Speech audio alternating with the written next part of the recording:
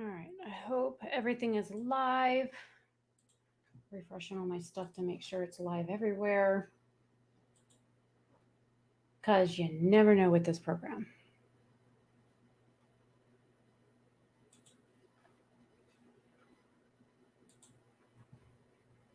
Okay.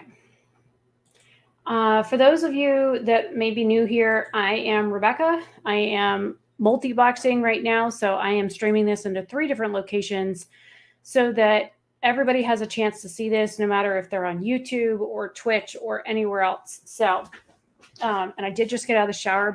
I'm having allergic reaction to something, so if you notice my face is super red, that's why, because my face is actually burning right now. So I guess I'm going to go ahead and get this started. We'll get some ground rules going. First of all, my name is Rebecca Lynn Oberstadt. I am the admin and moderator for the Lake County Job Group. Have been with my friend Amber since 2014 when the other girl, Brie, I think was her name, decided that she didn't want to do this anymore. And she made us admins and then up and left the group. So we are not the creator of the job group. We have just been running it since 2014. It is Amber and I doing most of the work. We do have a couple of mods that help us out, but for the most part, if you're getting approved to our group or you are getting messages or posts approved and whatnot, they go through Amber and I. Now, when it comes to what we do in the group, we initially started off with no work from home because a lot of the posts that people were posting in the group were scams. And we wanted to make sure that we vetted everything that went through the group. Every post that gets approved to the group goes across our desk first, and we make sure that it's legitimate before it goes anywhere. We've been trying to keep our members safe since then, and we have some pretty strict rules when it comes to posting guidelines, whether or not you can or cannot post about your children, their ages or sexes or whatever. And we do that for a lot of different reasons, but because we're both mothers and we want to make sure everybody's children are protected. We also don't allow live streams like this in our group or those promotional MLM BS at all, because MLMs, multi-level marketing, are all pyramid schemes, and we do not allow them in the group because none of them are legitimate. I don't care where you sign up, whether it is Avon or Mary Kay or Color Street or Tupperware or Pampered Chef, Princess House, whatever. They're all scams. They're all 100% scams. They're all multi-level marketing, and they're all scams. I don't care if you earn money on them or not. That means somebody else below you probably isn't earning money, and they're mortgaging their house and everything else trying to keep up with the demand of covering multi-level marketing products, which is why to this day, we still do not allow those kinds of businesses in our group for the simple fact that it's not safe for everybody. Now, ow, beat the hell out of my knee. I've had a very long 2 weeks. I've been working 12 to 14-hour days, and I keep getting messages from people going, hey, can you tell me about this work from home stuff? And how does this work? And what's a 1099? And what's a legitimate work from home? And I have sent so many replies to people. I just don't have time. I don't have time between my health stuff that's going on and working all the jobs that I work and my website, and my business, and my YouTube channels, and everything else that I'm trying to do. I don't have time to reply to 15,000 plus members that are messaging me saying, hey, can you tell me more? I did reply to a few. And so I want to say, that I did reply to some, but I'm not going to continue to reply to everybody. Did you not butter my? Yeah, it did. Okay. Melted. There's my rice is Caucasian.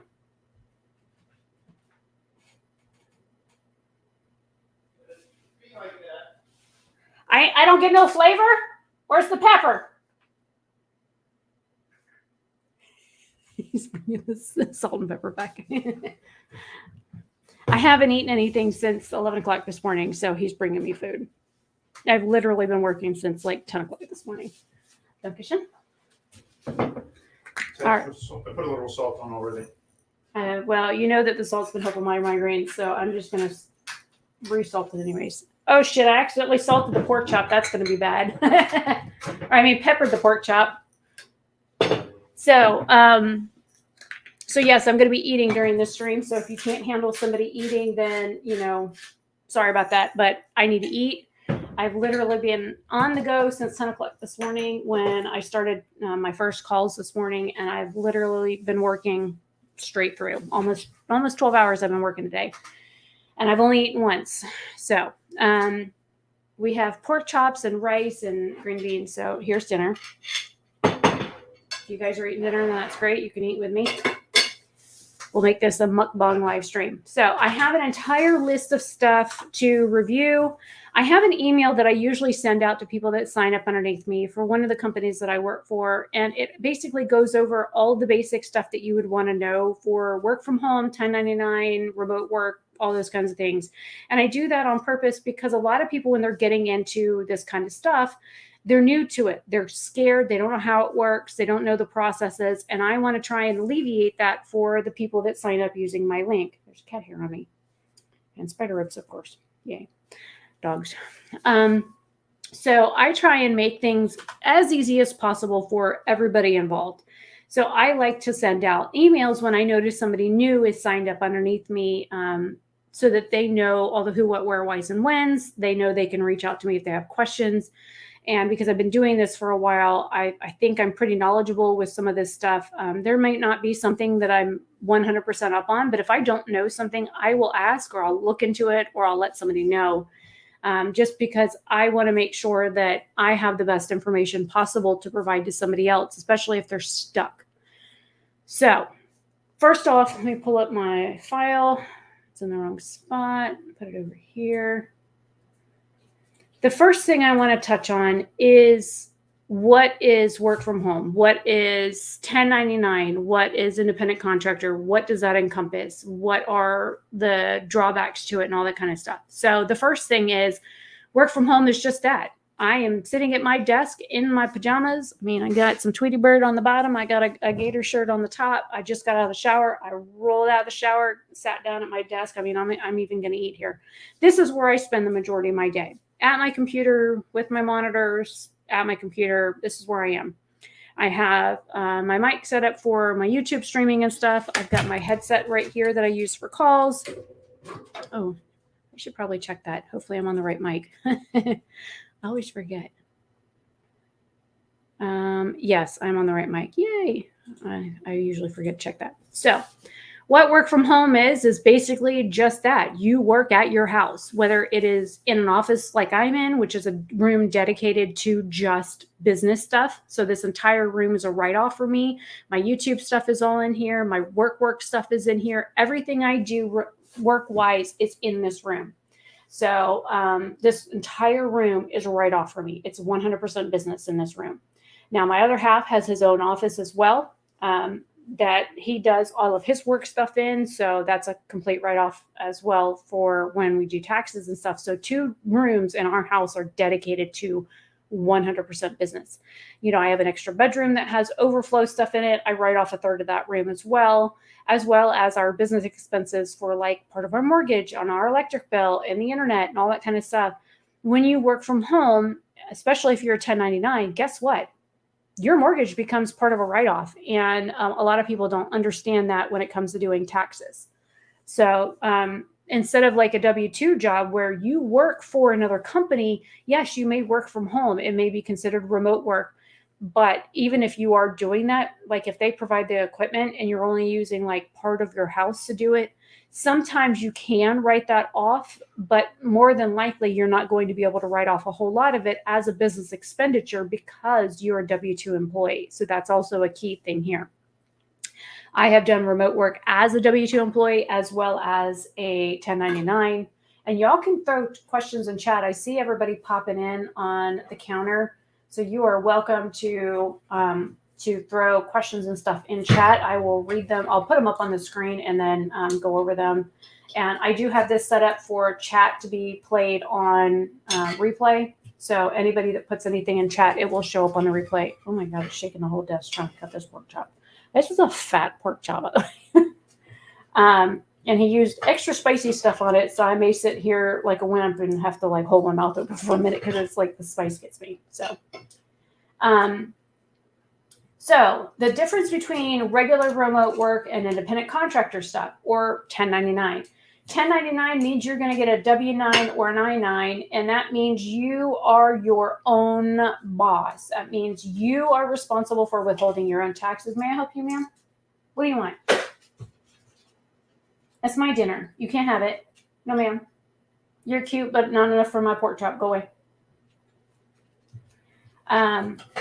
So when it comes to like those of you that live in Florida that are watching this, Florida doesn't have state taxes, but where I live in Georgia now, it's 15.3%. So knowing what your taxes are between state taxes and local taxes, if you're in Lake County, you have local taxes. You got to pay. I don't even know who's a tax person down there now, because I know it's not Bob McKee anymore. It's somebody else. Anyways, so there's business licensing you're supposed to have depending on what you do work-wise. If you work out of your home, the Lake County tax collector is going to want your money, and they may charge you a fee for running a business out of your home. So keep that in mind. And the more people that know, get out, dog.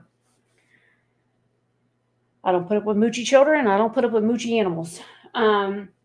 So you need to know what the county wants to take from you tax-wise. Just like if you work in an industry like construction and you rent out like equipment or something for your job, or you work as a welder, but you work in a building with a whole bunch of other welders and you share like a communal space, or you may be 1099 only for a specific job or something, then again, I don't think it's Bob McKee anymore, but the tax collector is going to want part of that money. And so you need to know what your municipal taxes are, as well as state taxes, depending on if you are in Florida or another state, because every state has different requirements. Also, your residency status has something to play into effect when working from home, because there's certain states most work from home companies cannot hire in. For example, the one company I work for, which I'm actually a W-2 employee for them right now, I was a 1099. The states that we cannot contract in are California, Oregon, Washington, Missouri, New York, New Jersey, Illinois, Arkansas, Rhode Island. The fuck is JM? Is that, I mean, that's not Jamaica, because Jamaica is not part of the United States. I don't know what the fuck JM is. AZ for Arizona. You've got Colorado, Connecticut, Washington, D.C., Maryland, Vermont, ME. Well, MA is Massachusetts. What the hell state is ME? Fuck, I don't remember. PR, which is Puerto Rico, and then Wisconsin. So there's a lot of states that we cannot hire in, and those are all the ones on that list. So when you go to nextrep.com, which is where I'm a W-2, you cannot even apply to sign up for any of our stuff on there at all if you're in any of those states. Now, the other company that I contract with is LiveOps, and they have different requirements as well for what states that you can contract in. And I did not look to see, let me see if I can pull that information up real quick, because I don't even know what their requirements are.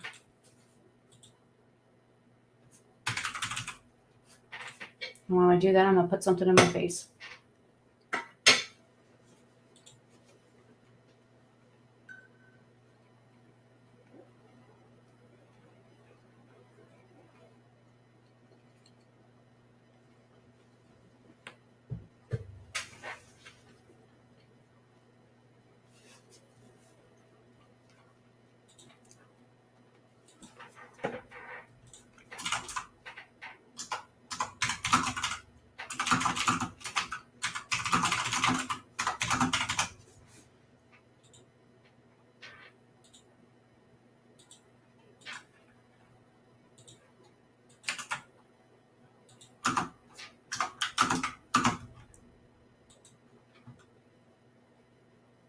All right, let's see. Dashboard.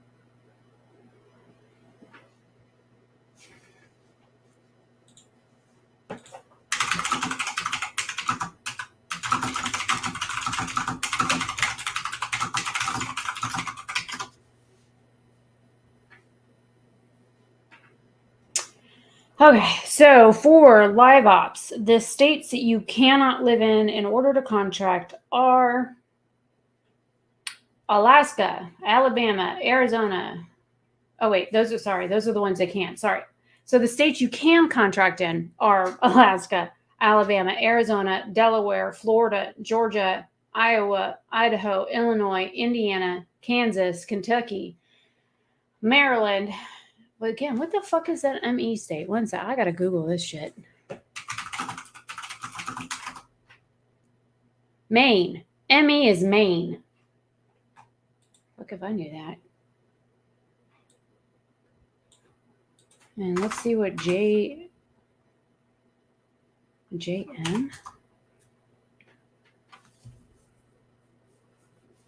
Well, it's not showing me what the hell state. JM stands for Jamaica, but I don't know why that would be listed on here because it's not part of the United States. So I don't understand that shit. Okay, so we got Maine, Mississippi, Minnesota, Missouri, all the M states, it looks like. Even Montana's on here. North Carolina, North Dakota, was that Nebraska?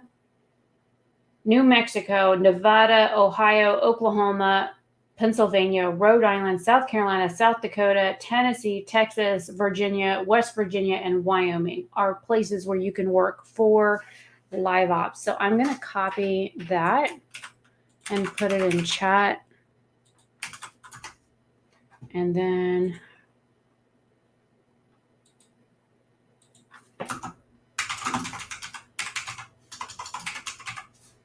I'm going to put the one in there for next rep so that y'all can see where you can work, live and work versus the other one where you can't. So, looks like with live ops, you can work a whole lot more locations than you can with next rep. And I didn't know that. So I learned something new. I just know I have a list of no's on my my spreadsheet that I use when I call people so that I can't get them booked if they live in certain states. I also can't call you if you got a VoIP because we're not allowed. Okay, so the hell was I brain-wise? Anyways, so with a 1099, you're responsible for your own taxes, your own business expenses, basically anything business related, you are responsible for it. Hands down, period. No ifs, ands, questions, buts, whatever.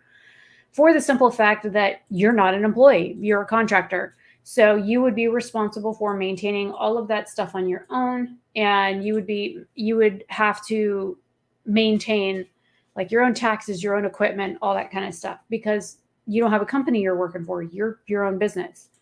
So the next thing I had on my list was technology requirements. I wanted to go over those really quick because those are a big thing that gets people stuck.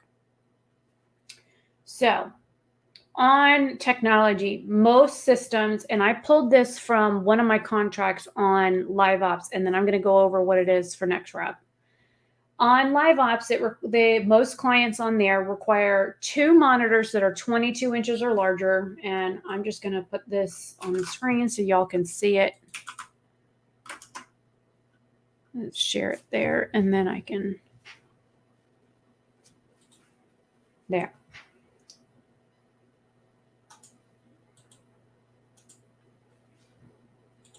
And then I have a hyperlink here. Do I want to know what the hell that was just opened?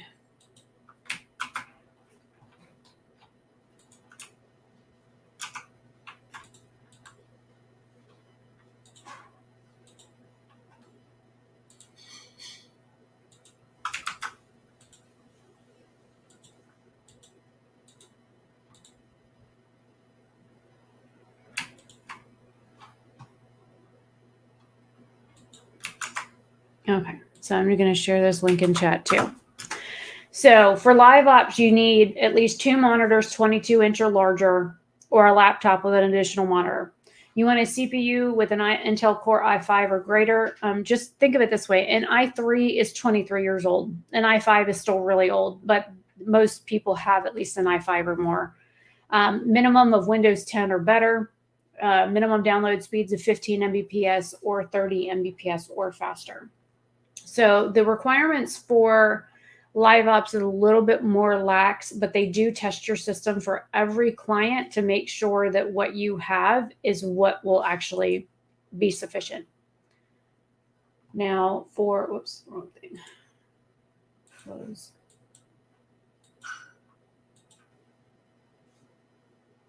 I didn't have time to pull all this stuff up while because I worked into it earlier. So I had a bunch of other stuff pulled up. Okay, so for the other one, I'm going to put this up on the screen. These are the other requirements that you may find. So for example, they want you for next rep, they want you to have at least 4 cores or more minimum.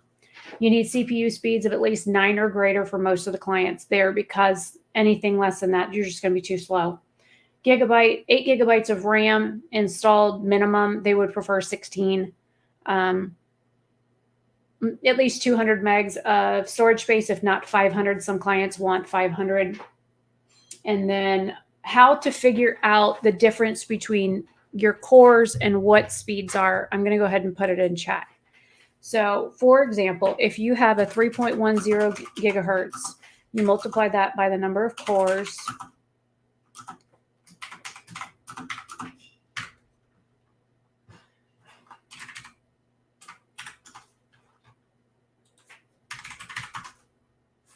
And I'm waiting for it to send.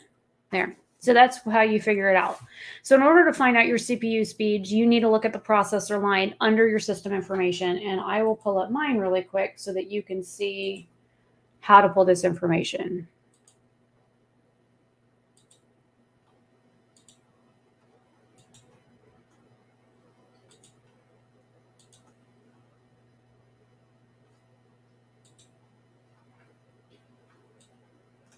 Now, this is where you're going to find your version of Windows at the very top under your OS name.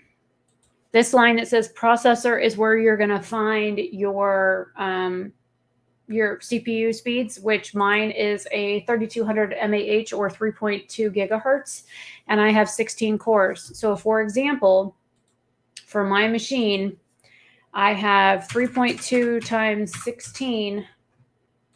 So you do 3.2 or 3200 times 16, and then that is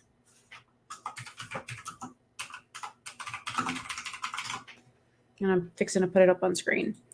So there's the count there. That's how fast my computer runs. It's 51.2 for CPU speed.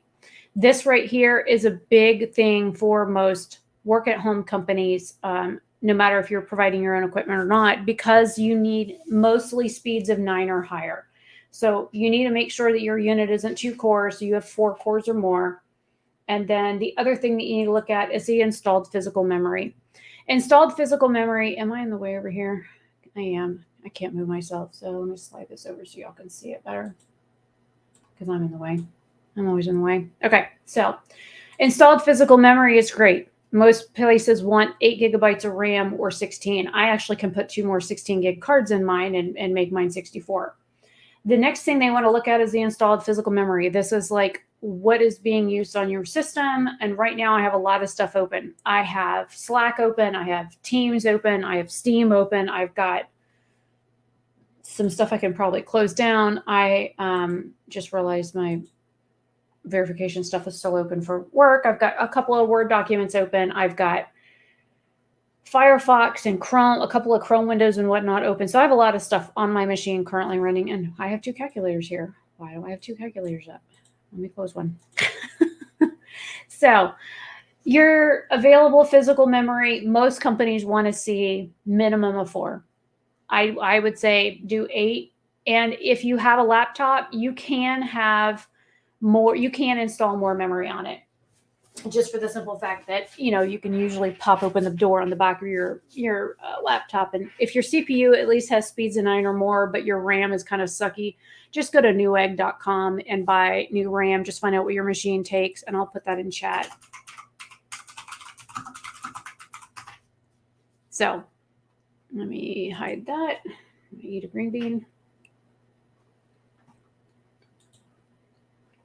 Please put your questions in chat too. I mean, I have a list of stuff I want to cover, but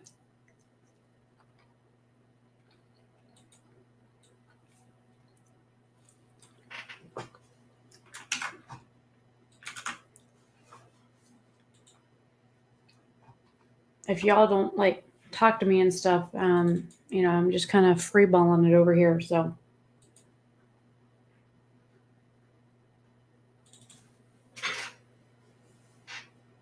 I mean, there's several of y'all in here. Come on, somebody throw a question up.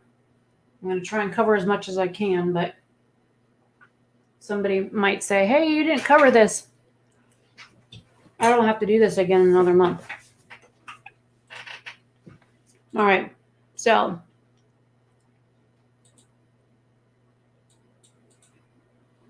next we're going to talk about, now that we've covered system specs and state requirements and that kind of stuff. And these are just for the two companies that I work for. Now we're going to talk about working for certain companies. I have worked for a number of different companies remotely. I have worked for some that are really good and some that are really shit. The two that I'm still with, the reason I'm still with them is because out of everything that I've done so far, they're still the best. And there's a reason that I stay. Like there are companies that's called, like one is called 24/7. You've got Concentrix and you've got Arise and StarTech and a whole bunch of other ones. And some of them are legit, but try and do as much research as you possibly can. Look on YouTube for videos on the information and whatnot so that you know that you're not getting with a company that's going to scam you. If you ever get offered a job and they want to send you a check for like $3,000 to go buy equipment, but they want you to cash the check at your bank first and then use the money to buy equipment and then mail them money back, abso-fucking-lutely no. Don't ever do that. Don't fall for that shit. Don't let anybody scam you. I know it happens every day. Y'all should be smarter than that. And I'm just going to leave it at that. Y'all should be smarter than that. If it's too good to be true, it usually is. So with LiveOps, I have the flexibility to schedule whenever I want for the clients that I'm working right now. I just got asked to come back to Intuit. I only have to work a week. Tomorrow's my last day. And then I'm off until January with them. I was glad that they brought me back. There's a $200 bonus in this for me coming back. I only had to work Wednesday, Thursday, Friday, Saturday, Sunday, and tomorrow. That's it. I worked that many days and I get a lovely $200 bonus just for coming back to help out.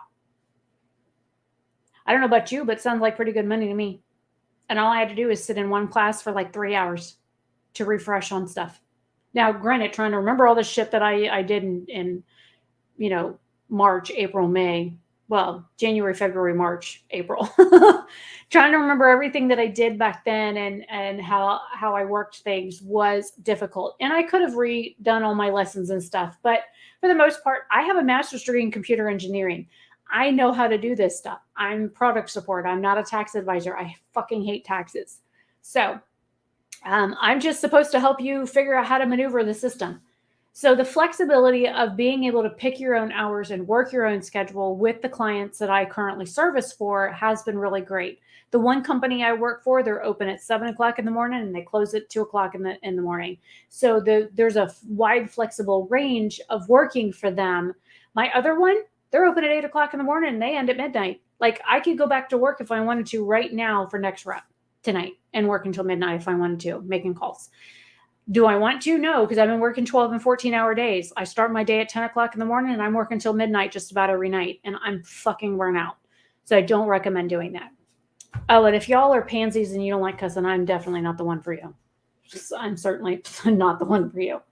Now, I want to go over the referral program with companies like NextRep and LiveOps. I know other companies do have referral programs. I just don't know what their policies are.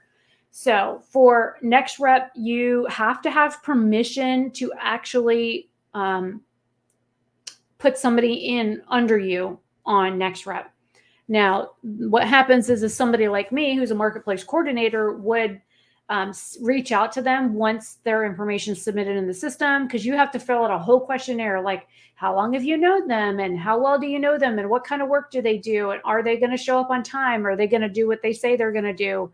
And we have to take responsibility basically for you if we're putting you under us, because that and the reflection of your work does reflect on us. So if you don't want to do that, then you just send them nextrep.com and you say, here, go sign up over here, because you don't want responsibility for somebody else under you that may be a slack ass. And I certainly work way too fucking hard for every dollar I've got to have somebody that's a loser underneath me. And there's no nicer way to say that. If you cannot schedule your own schedule around whatever you want to pick, and you can't show up to work and do the job you were hired to do, in my opinion, you're a loser. I just can't handle people that cannot stay with their commitments. And that's just my personal opinion on things. You go to work, you do your job, you keep your nose clean, and you go home and you collect your paycheck. It's not that hard. I heard that. What was that? Bridget, why are you running? One of my cats just made noise, and the dog's been harassing him lately, and she's about to get her butt locked in her crate again. So with LiveOps, you do have the opportunity to earn commission based on, or earn incentives based on people that sign up underneath you. They will give you a certain amount of money if they meet client-led requirements within so many days of certification. So for example, with Intuit, you had to schedule and service 20 hours or 40 commits, or 30-minute blocks of schedule is what a commit is. You had to work 20 hours after nesting on Intuit to get a $250 sign-on bonus. Now, if you sign up underneath me and you go into it, that's all you have to do. In 30 days, you have to work 20 hours. Big whoop. It's 5 hours a week.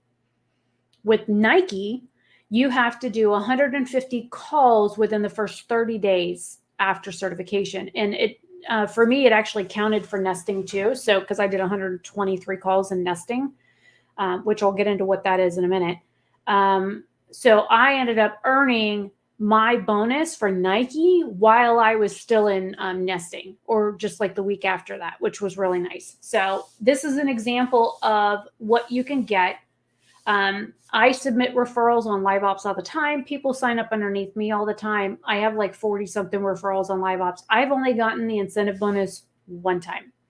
So when somebody uses my referral link to sign up and they get put on a client and they go through certification, which is training, and then they do nesting, which is basically supported production, or basically you're taking live calls and you're being assisted while on those calls. And it's like if you fuck up, it's not going to hurt you too bad kind of thing.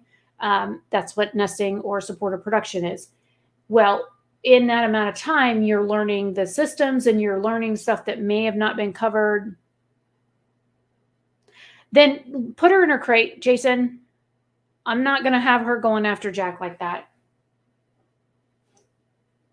Or put her ass outside. She can freeze for all I care.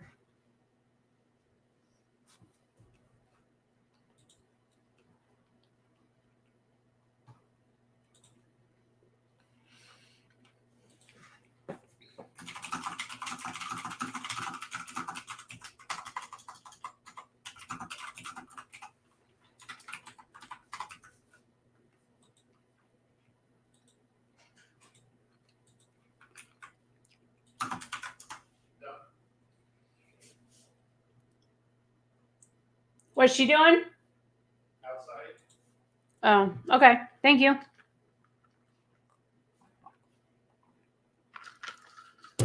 So this is one of the examples that LiveOps gives us where you can actually earn incentives for people signing up underneath of you. And this, I like to go over this. So if somebody uses my link to sign up for something, they have this information. I don't hide this. I am one of those people that I'm straightforward about stuff. Oh, people are hitting me up in Slack. 1 second.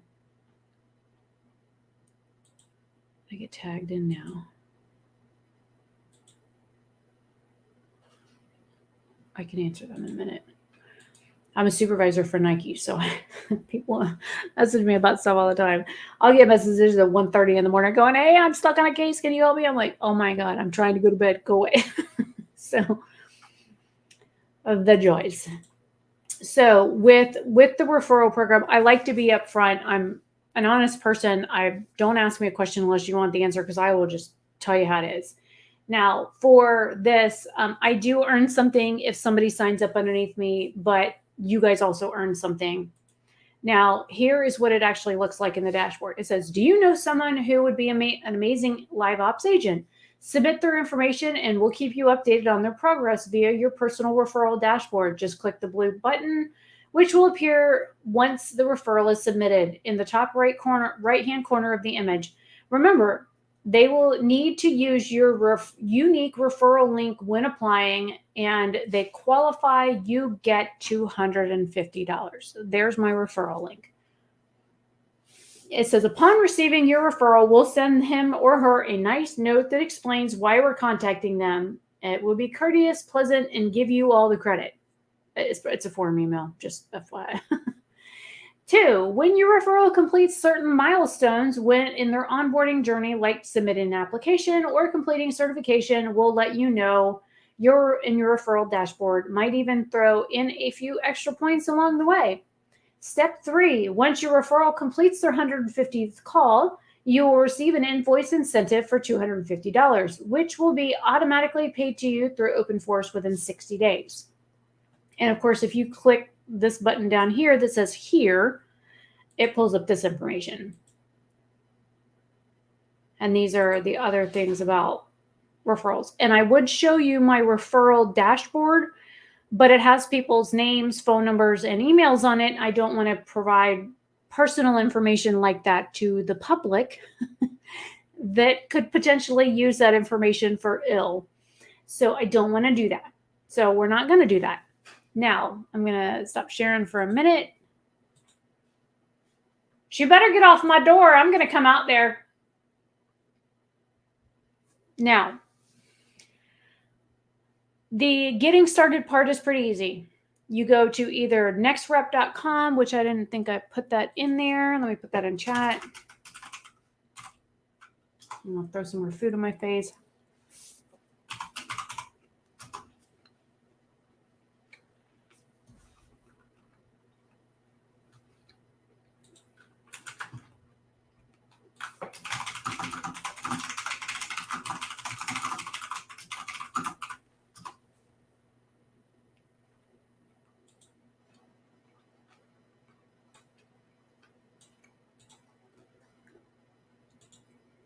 Okay, I redid my referral link for Live Ops in there as well,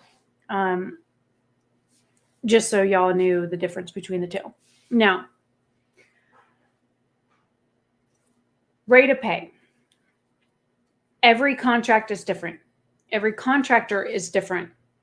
How you get paid, when you get paid, every contract is different. So I have some examples that I have pulled up that I can show you. Hang on, I gotta blow my nose. This spicy stuff's making my nose run.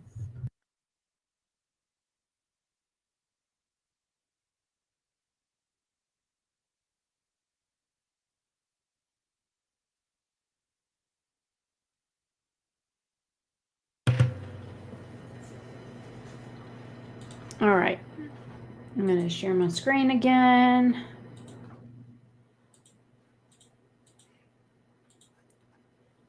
This is one of the places that you can contract with. This is AbbVie. There's a bunch of different specialists and stuff, but if you look right here, it says pay. Let me try to zoom. Whoa, there we go. So this is 35 cents a talk minute. Let me bring out my handy dandy calculator. So if you're on the phone for 60 minutes and you're getting paid 35 cents a minute, that's how much you're making an hour. Now, some of these lines have incentive bonuses that if you have voice of the customer or survey scores of a percentage or higher, then you can earn more money like they do at Nike. I have an incentive bonus when I work as an L1 where base rate is 31 cents a talk minute, but If I have a survey of a certain percentage to 95%, then I'm earning 34 cents a talk minute or 33 cents a talk minute. And then if I do 95% or higher with the VOC score, then I'm looking at 34 or 35 cents a minute. Now, when I'm logged in as a supervisor over at Nike, then I'm making this much an hour. So that way you guys can see that these do change. Now, this here is one of the clients that we have. These are the minimum requirements for this client. They want 232 commits a month. Successful agents average 58 commits a week. Remember, commits are 30-minute shifts. So remember, this is half of that. I just get rid of my calculator again. I did. I thought I downsized it. So 58 divided by 2 is 29 hours a week. So they're looking for 30 hours. Not bad. Now, the next one is, what's this? This is one of the other ones they have. This one here is 32 cents a talk minute. This one has an incentive bonus. It says this opportunity does offer a one-time $240 bonus incentive for new AbbVie agents that successfully complete certification and honor 20 commits in their first 14 days. Again, 10 hours. You need to work 10 hours to get this bonus. 10 hours, that's it. And they want 176 commits a month or 44 commits a week. That's 22 hours a week. The next one I have is this one. This is 28 cents per talk minute. This one here, they're looking for 160 commits a month or 40 commits a week, which again is 20 hours. Let me see. Do I have, this is some of the other ones that they have.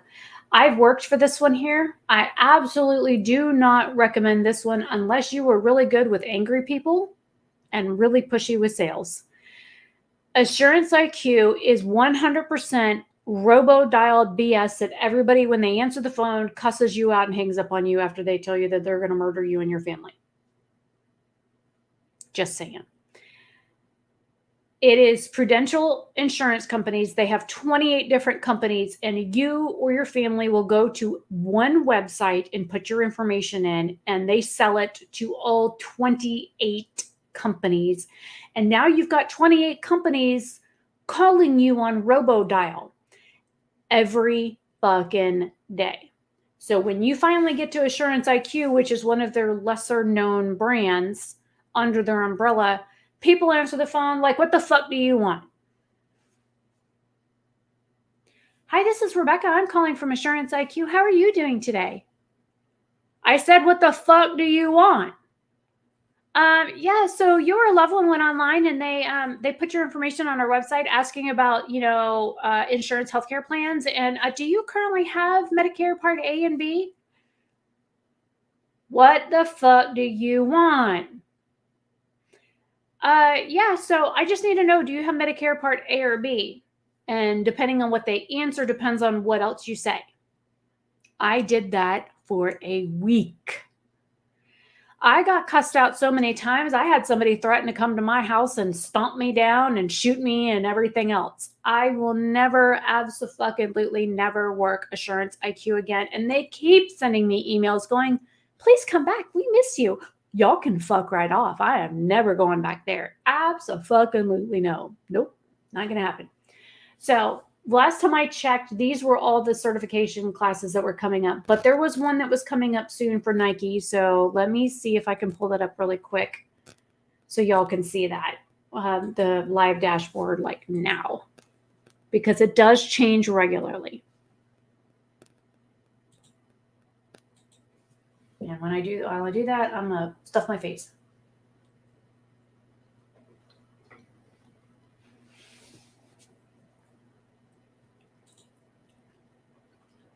Oh, shit. Really?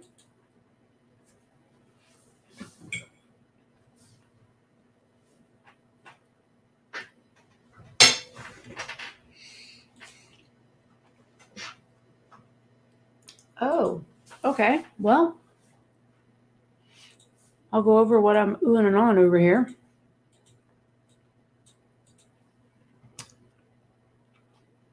These are everything they currently have right now.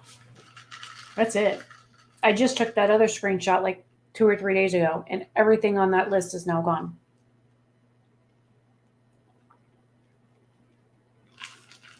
You see how it says 19 spots available in the first one? I mean, this is Spanish. Well, they're all Spanish. So, habla español. You can actually apply for this right now. And that tells me that they go away, you. I wasn't talking to you. This tells me they only have 19 spaces available here. They've got 24 on this one and 29 on this one. That is legitimately all they have left open, which means when certification starts on November 3rd, that's it. That they have that many open spots left, which means all of the other classes that are from this list, they're all full. See how they say coming soon on my screenshot? This was not open. Now this one here had like 400 spots open. People that go on here, I don't know how people ever make money on there. I literally was earning like $1 an hour making calls on this line. $1 an hour. I could stand on the street corner and make more money than that. Just saying. Trying to look at some of these other screenshots I have. All right. I think I covered most of that crap. What else I got in here? I don't think I need to show you any of that crap. All right. So this changes regularly. Just going to say that this does update regularly. So you never know when it's going to change. You just have to keep checking back if you're looking for something. So if you sign up underneath the referral link, then you'll come here to the dashboard. Once you sign up, you'll get access to all this. Now, granted, you won't have as many tiles as me because I work multiple clients. So you'll want to come to this dashboard tile right here. This is where you'll get here. And if you ever need to do support tickets or anything, that's underneath my cases on here. So that's how you actually get to that. But once you sign up and you go through the vetting process and the background check, which background checks are $25, no matter if it's here or Next Rep. I know Concentrix has, I think their background check is like $50, and the one for StarTech, which I don't recommend ever working for there. I actually filed and won an EEOC lawsuit against them for discrimination. So I do not recommend ever going to StarTech. But I think they charge either $25 or $50 for their background checks as well. And most places are going to want a background check done before you go to work. Sorry, I was turning off my ceiling fan. I was cold. It's 55 degrees outside here. So a wee bit chilly. I was in Florida and I still get cold up here. Okay, so let me see. Where am I on my list? So we just discussed rate of pay. Okay, so my next thing on my list is when you get paid, since nobody really left me any helpful questions or whatever in the group. And I figured some of y'all would be actually interested in coming to this, but I guess everybody was like bugging me about this. They don't seem too inclined to be here. I'm only doing this because I got tired of answering all these damned questions. I mean, the one lady was like, can you give me a description of what kind of openings there are and rate of pay? And I said, when I actually have time in my schedule, I said, sure. So I sent her my schedule. Let me pull up my schedule. I'll show you what my schedule looks like. Y'all are going to like throw up. Most people can't handle my schedule. Oh, look, there's 5 of y'all here. I'll pull up my calendar right now so y'all can see what my last couple weeks have been like. Because they've been absolutely insane. I have been full on for the past 2 weeks.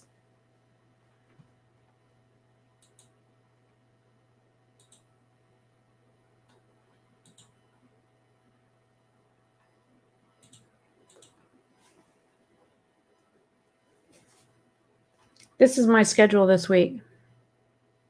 Friday is the first day I've actually had off since August 20th. It's the first day I will have off in 2 months. But you can see I start 11 o'clock, 11:45, and I'm working until 10:30 at night.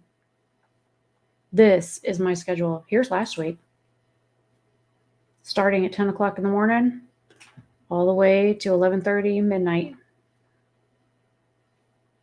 Now, thankfully, I gave away some of my hours in here, so I had a little bit of breaks every few days. But this is my standard schedule: 10 o'clock, 12:15, 11:15, 10 p.m., 8:30, 10:45. This is my work schedule. This gives y'all an idea of just how busy I am.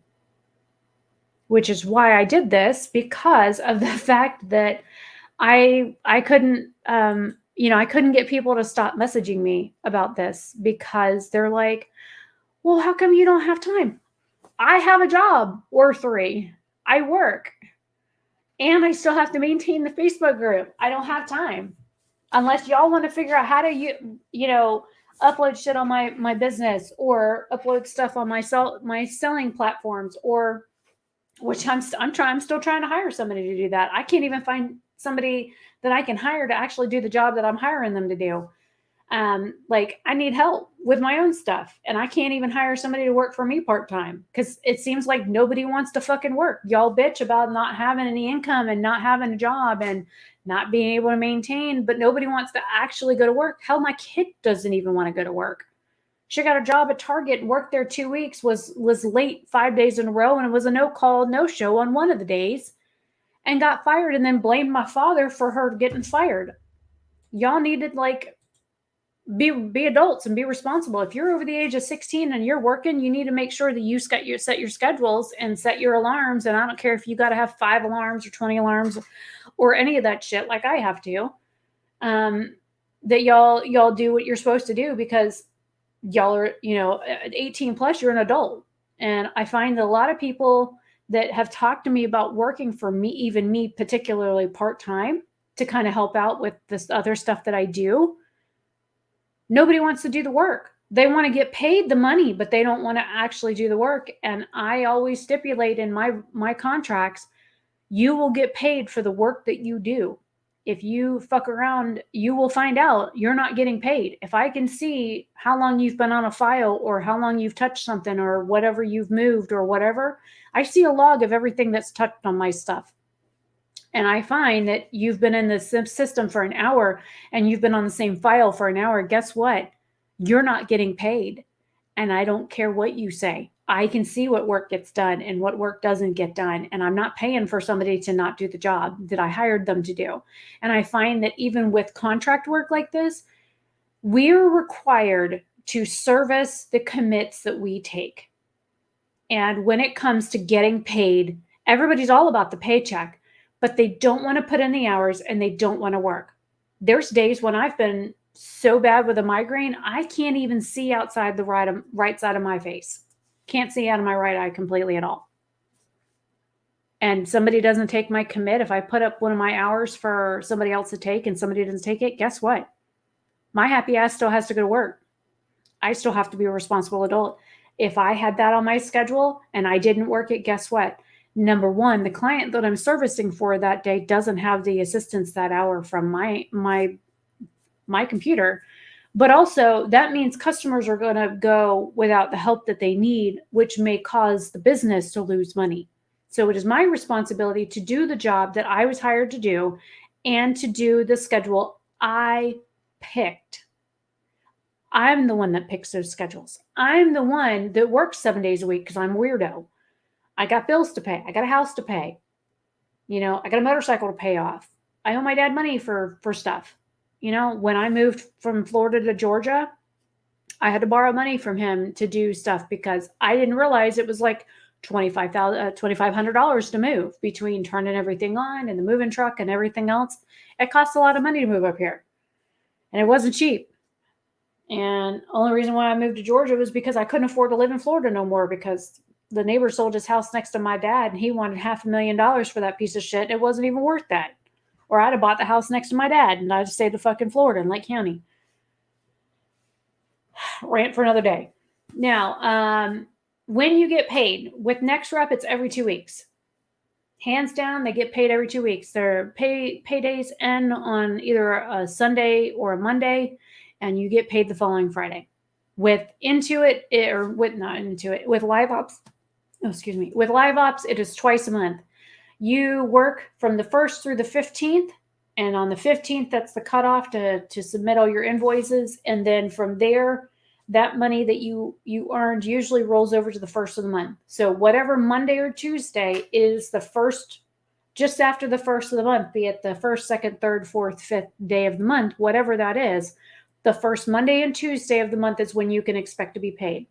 You'll usually get an email from OpenForce when the money is on the way, and then just expect it Monday or Tuesday the following week after that email.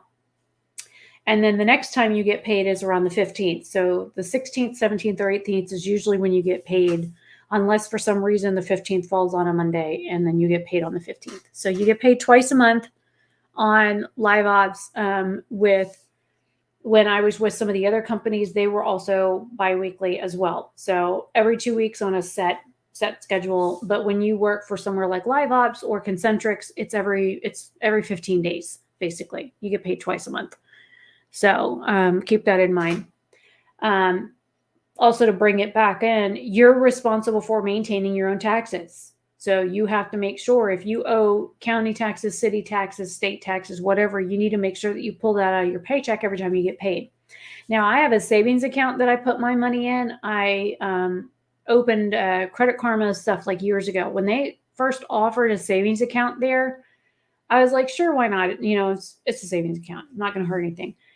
Well, now I use that savings account to earn 4.1% interest because my regular local bank doesn't even have that for my savings account. I'm not even earning like 0.1% at the bank from Mount Dora because I don't know why it's so low. All I know is that every time I get paid, I pull my 15.3% out of my paycheck and I immediately put it in my savings account. So every month I'm earning interest on it, which means I have my money at the end of the year for taxes, plus I have my filing fee in whatever the interest is. And then whatever money's left over, guess what? That's free money. Free money that's been sitting in that account earning the interest. So far we've gone over technology requirements. I'll have to come back and watch this again and like do timestamps and put it in the description box or something. Who's messaging me now? I'm not working. Oh, it was my supervisor at Nike.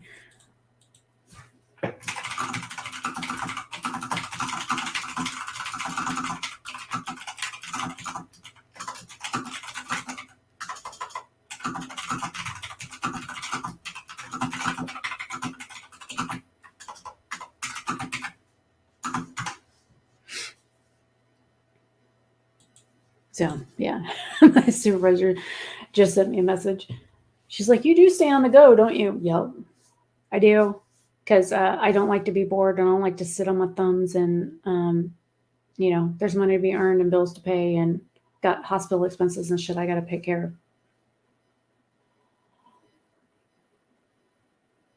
One moment, please.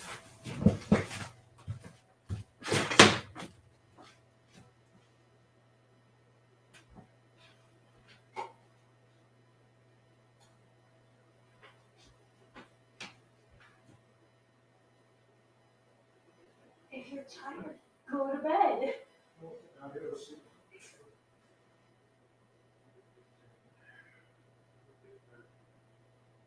think you're sleeping. I was like, what is that noise? I can't go check. Is she not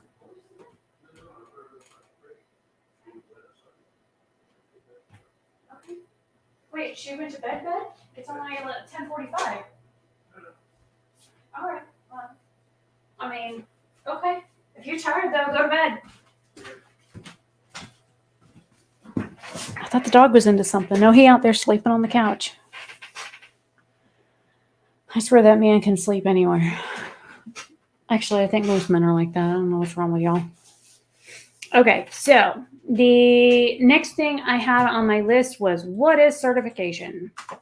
So with most companies, they're going to call it different things. Most 1099 places call it certification. What certification is your training for the job. Whatever the job is, it's your training. 99.9% of the time, and there's probably going to be that 0.1% company out there that actually does pay, but certification is never paid. There's usually incentive bonuses. Like with NextRep, there's a $350 incentive bonus for Teladoc right now if you do 2 weeks of certification. With Nike, it was 4 weeks of certification and it was not paid, but there was a $200 incentive bonus for that, or $150 plus a bonus of $50. So I got a $200 bonus for Nike. With Intuit, it was also 4 weeks of certification. Oh, that was something I can show you. I do have some schedules that I downloaded so that I could show you guys this, what some of the schedules look like. So let me get these opened up and then I can show you them all at once. So certification basically is your learning platform where you are attending live sessions of class depending on the client. With Live Ops, it's usually a set amount of hours that you go every day, either morning or afternoon. Sometimes they don't have afternoon sessions. Sometimes it's just morning sessions where you go in and you attend in person, like on camera kind of thing, where you're learning from somebody teaching you about the material. And then you go do self-learning. With NextRep, you do in-person, on-camera certifications where you log into Adobe Connect, whereas like Live Ops uses like Teams and Zoom, where you log into Adobe Connect and you are on there on camera the entire time of certification. So the teacher makes sure that you are there and on camera and in your chair learning the entire time, because there's a lot of material that's gone over during certification. And just to show you, this is my Nike folder. All of the information in here, let me find where it stops. Here, this much of this folder, or this spiral bound notebook, is all notes for Nike. This is everything that I had to learn for Nike, because you're inside a remote desktop and you don't have access to the ability to like save notes or screenshots or whatever. And then I've got other notes and stuff. And I also like using these little like composite books like this to take notes and stuff in for each client that I work. So that way I have all the material in one spot, so I can easily just go flip to it if I'm trying to remember something. And just to show you, this is all the stuff that I keep for work. All of my little binders. So we have Nike, Intuit, NextRep, and then regular like paper information. These are like notes and stuff that I took for calls or case related things. This is all related to that. Like some of it's like login information because I'm ADHD and I forget life half the time. So I have to keep stuff written down. And I always keep those little composite books. I buy them at the dollar store. I also have like a stack of these little books on my desk, and I use these sometimes too for like other things. These are those little jot books that come from the dollar store again. These are awesome little notebooks, and I use these a lot as well. So you'll always find me with some sort of notebook writing stuff down, because if I don't, I completely forget life. Now, I'm going to go over some of these certification schedules with you so that you can see what they're like, so just have an idea of what a certification schedule is. Basically, no matter where you go, you're going to have training, and you're going to have to be there or be square because of the fact that there's a lot of information that is covered during certification that has to be kept on a schedule. So this is one of the AbbeyView ones. This is their certification schedule. And this shows you how many weeks it is. Now, each session for here, it tells you 2 hours, 1 hour, 1 hour, 1 hour. And then these are like 2 hours, 2 hours, 2 hours. And it tells you like what time these are. And it tells you like right here, it says phase 1 due by EOD. That means end of day. And then these are like other things that you have to do for certification for just this program. And then it talks about down here what some of the requirements are, what some of the things mean and whatnot. These are just the examples that I was able to download for this live. Then you have Duke. This one shows you how many days of certification there are. This usually, they send you like a link to get into Zoom. See, it says here sessions are held daily from 10 a.m. to 3:30 p.m. Eastern time. Most of the training is with whether it's live ops or next rep is all going to be Eastern time. All of the classes are all Eastern time. I don't care if you're Eastern, Central, Mountain, or Pacific, or like the Hawaii time. All of the times are all Eastern. So they don't care what time zone you live in. You're going to go to class at this time every day, no matter what, unless you have 2 different class sessions a day. So this just gives you an example. This is Duke. This is Bath and Body Works. It looks like there's 15 days of certification for that. Then let's see. This is another Abbey View one. There's quite a bit of stuff going on here. This is Assurance, and it's like 10 days for Assurance. Here's another Duke. Looks like it's also 15 days. This is another Abbey View. And then let me see. Let me move this over here really quick. Let me pull up. I think I have the one for Nike and Intuit. So give me just a second to see if I can put my fingers on that. In the process, I might use some beans.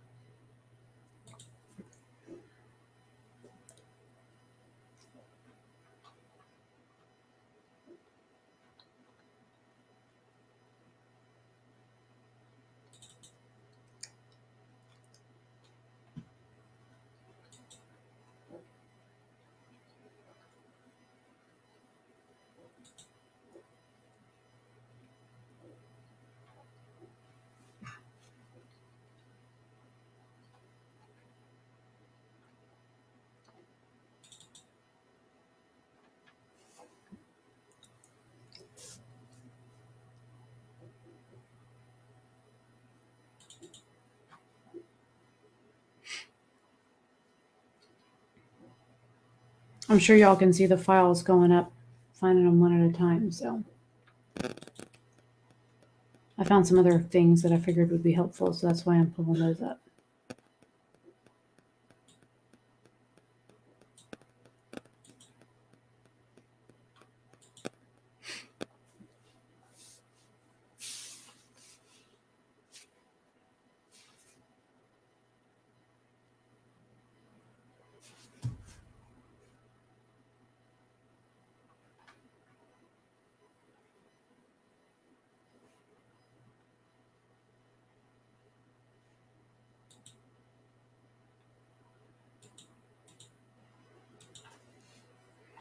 Probably have to look in my email for some of the certification stuff for like next rep, because a lot of that stuff went to my email.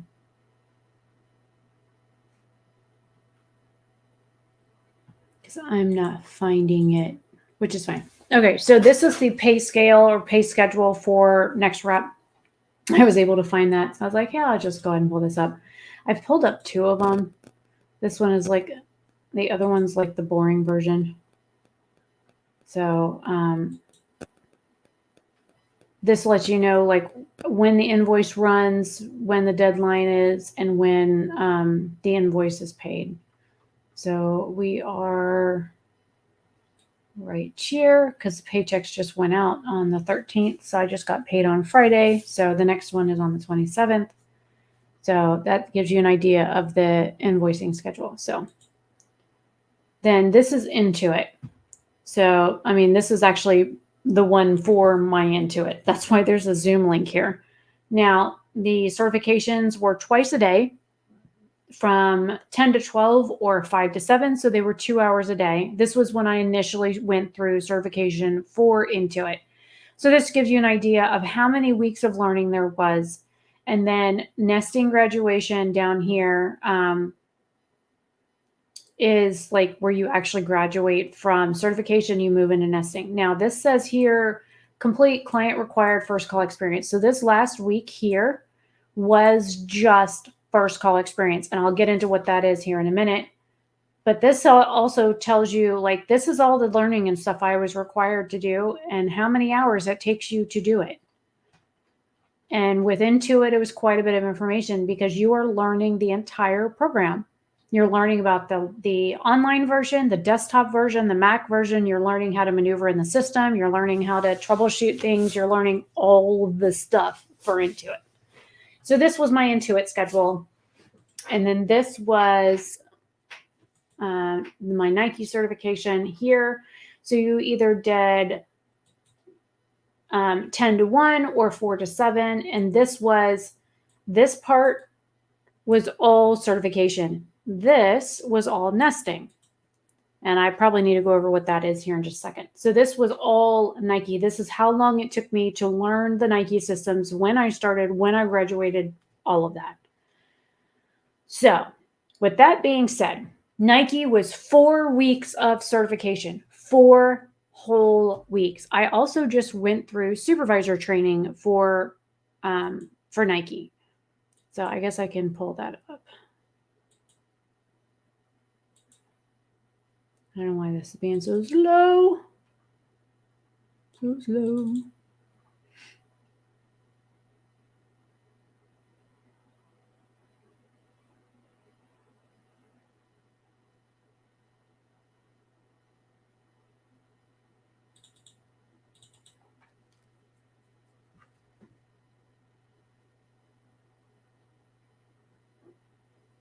Okay, so this is all the shit I had to learn for supervisor stuff.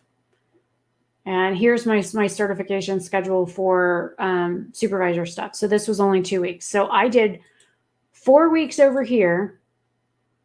And then I had to do an additional 2 weeks of certification on top of that for learning all the rest of the Nike stuff. So I've had at least 6 weeks of training with Nike. It is very extensive. They want to make sure that you're going to do the best job possible for Nike. And they want to make sure that you are trained. Now, these are all the materials that you have to do for Nike. Now, for example, phase 1. Let me pull up my notebook over here. I'll tell you.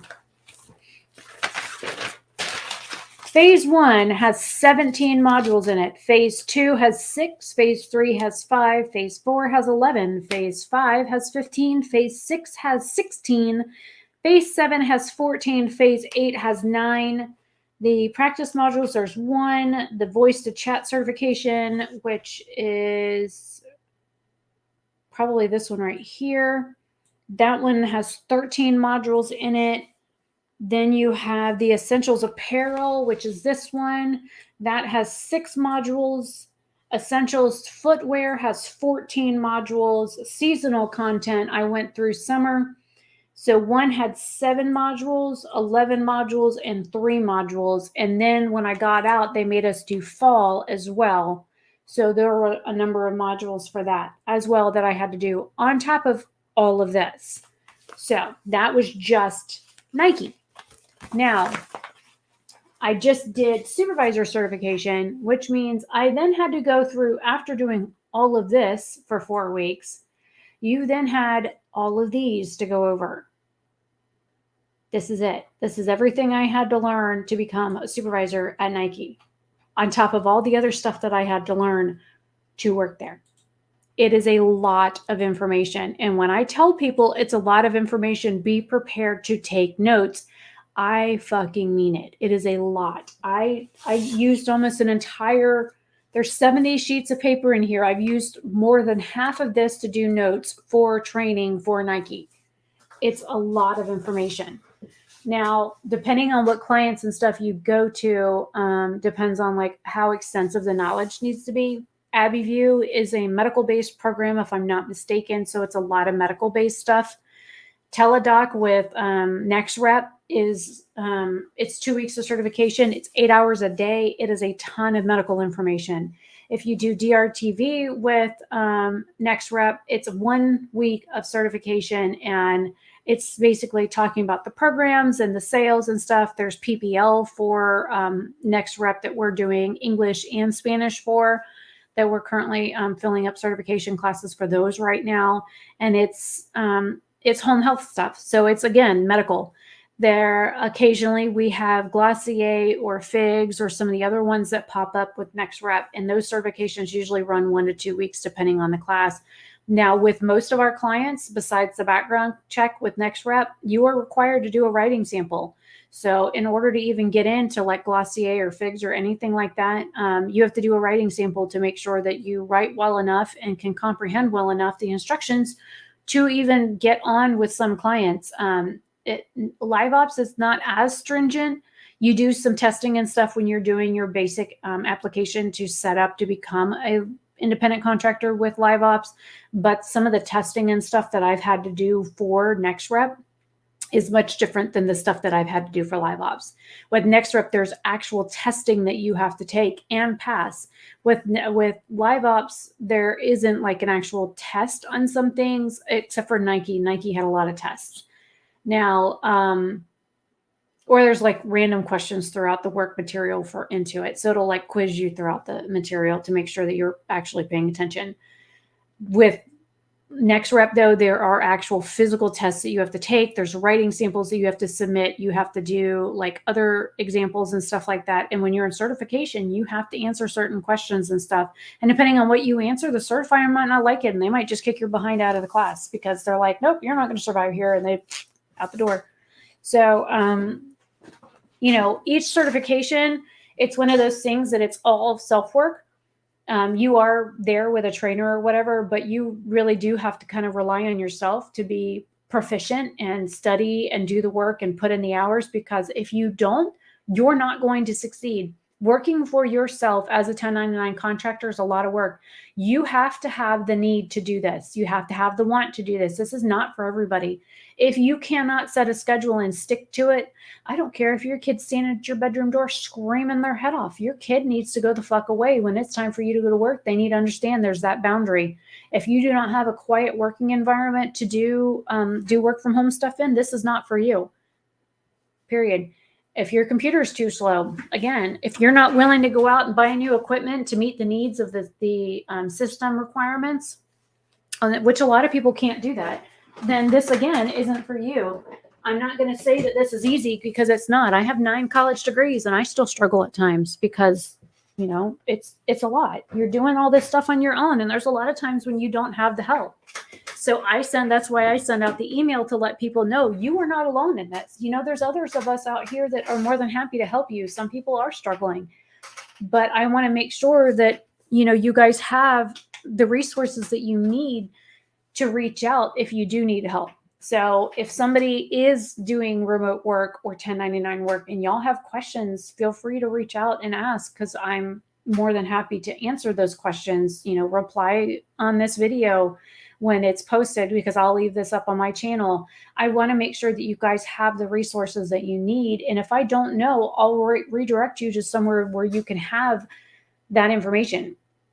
So we've gone over certification, when you get paid, rate of pay, how to get started, technology requirements, all that kind of stuff. So the next thing on my list was nesting or supported production.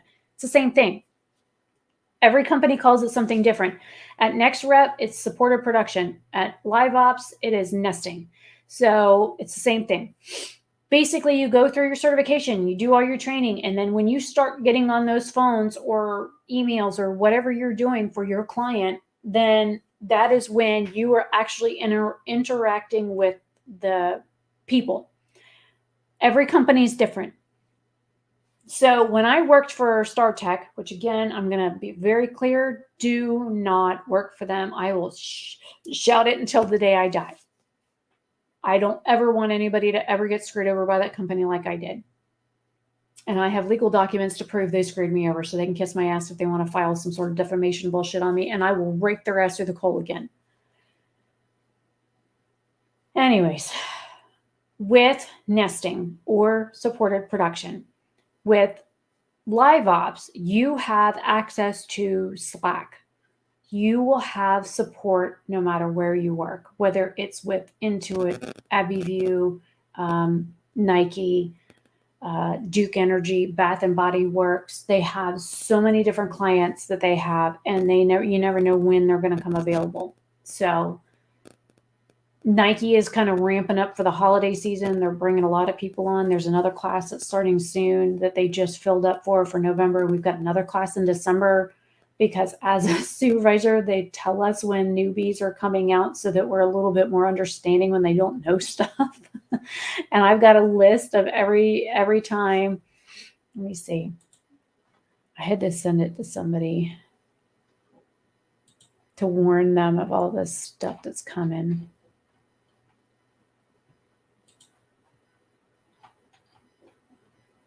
Okay, so November 2nd is the next class. And there's another class starting on, there was a voice class that started nesting on the 12th of October. There's another one on the 13th of November. Then there's a chat class on November 13th, and another voice session starts nesting on 11/20. And then there's another one on December 11th. So there's a whole lot of new people coming in on Nike shortly. So they warned us to let us know. And we're going to be having a rush week here soon. There are supervisors taking time off right now because we're fixing to hit the holiday season when everything's going to be balls to the wall for Nike. So we're trying to get people placed right now between the one company I work for and Nike, and trying to get everybody squared away so they're ready and prepared for the holiday madness that's fixing to come. Because basically after November 1st, we're all fucked. So they're preparing us now for it, is basically what they're doing. So during supported production or nesting is where you will have access or more access to assistance for client-related issues. Be it, I have a caller on the line, they're cussing me out, I don't know what to do. Well, I can guarantee you that if you're with NextRep or Live Ops, they do not tolerate profanity. Never going to tolerate it. If you have somebody cussing you up one side and on the other, you are supposed to politely say, I'm sorry, but if you cannot keep this phone call professional, I'm going to have to disconnect. I'm only going to ask you one more time. And if they persist, then you say, okay, if this is how you want to conduct business, I'm sorry, but this is not how we work here. And so I'm going to have to disconnect this call. You've already been warned more than once. And then if they persist, you say, okay, goodbye, have a great day, until you can call back and be calm about the situation. We will no longer be accepting your phone calls. And then you disconnect. You're done.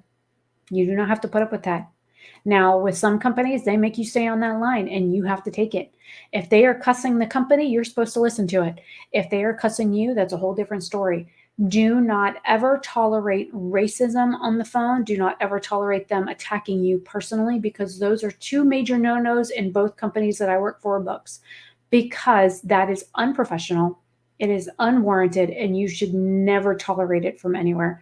So the company that I did used to work for, StarTech, that told me that I had to be on the phone with somebody calling me all kinds of hateful names. Yeah, that's wrong.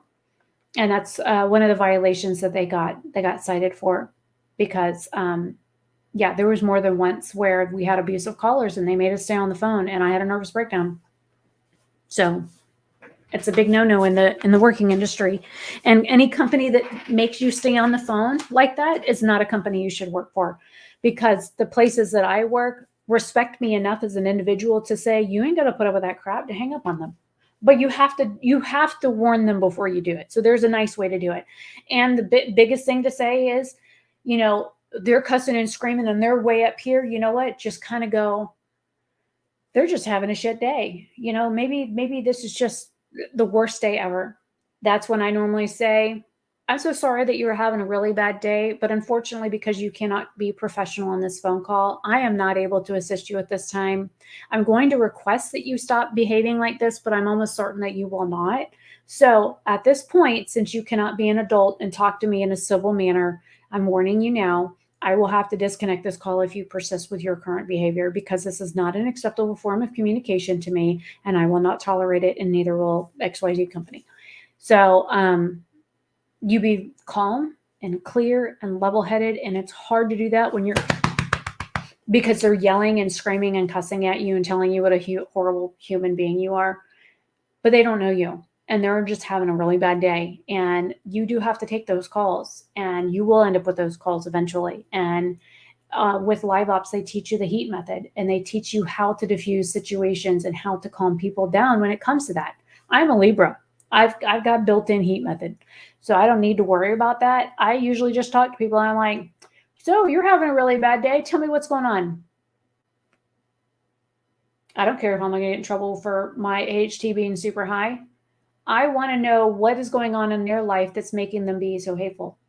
And usually they're like, because I actually took a second and gave a shit about them as a human, and instead of doing my job, I'm like, okay, seems like you're having a really rough day. I know this isn't about me and it's not about Nike, but you know what? I'm here for you. What's going on? What can I do for you? What can I do to make your day better? Or tell me about your day. Simple methods like that can easily diffuse a situation, because you're interacting with them on a level that is human and it's personal, and they stop and they think, and they're like, oh, well, shit, Nike actually gives a fuck about me. And at Nike, you will learn customers are number one.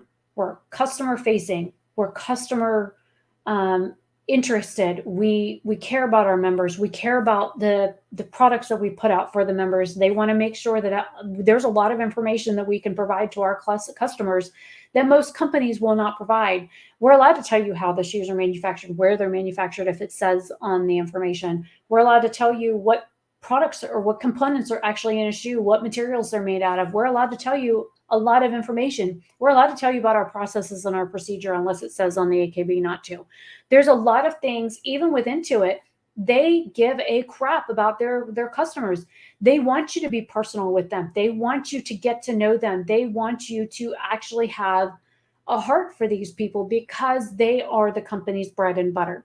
Now with NextRep, it's not like that. They want you to get them on the phone, get the job done, and get them off. So it's a big difference between one company and the other where I work, where I'm not supposed to care about the individual with NextRep.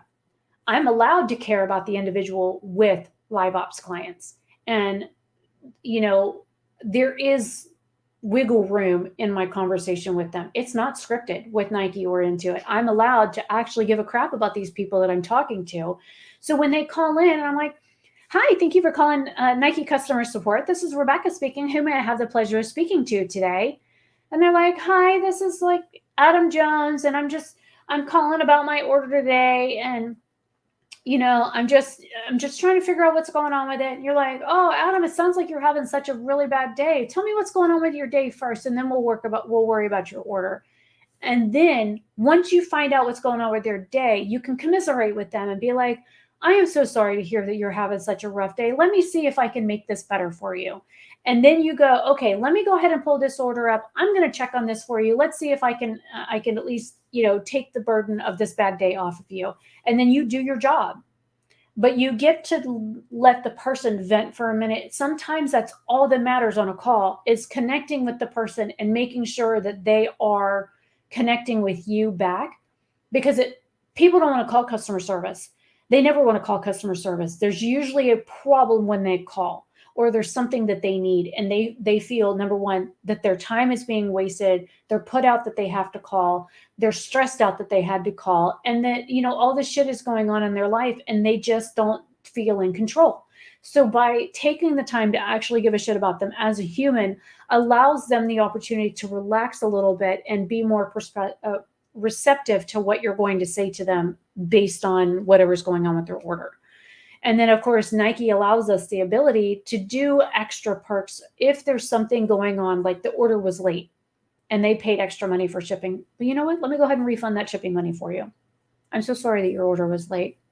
Let's see. It looks like it's going to be there tomorrow, but let me go ahead and refund that shipping for you, because it wasn't delivered by the estimated delivery date. At least I can do that for you. And then when you get done with the call, you're like, is there anything else I can do for you? Is there any other questions that you have? Is there anything else that you'd like to know that I may have forgotten today? That way I can make sure that I'm doing everything that I can to assist you in the best way possible. And having that mentality on the phone with most of the companies that I work for is why I am where I am today. You know, it took me 20 plus years of working in customer service to get to where I am, to actually work for companies that give a fuck about me. And if I can help you guys get to a point in life like I'm at right now, a little bit sooner, that's even better.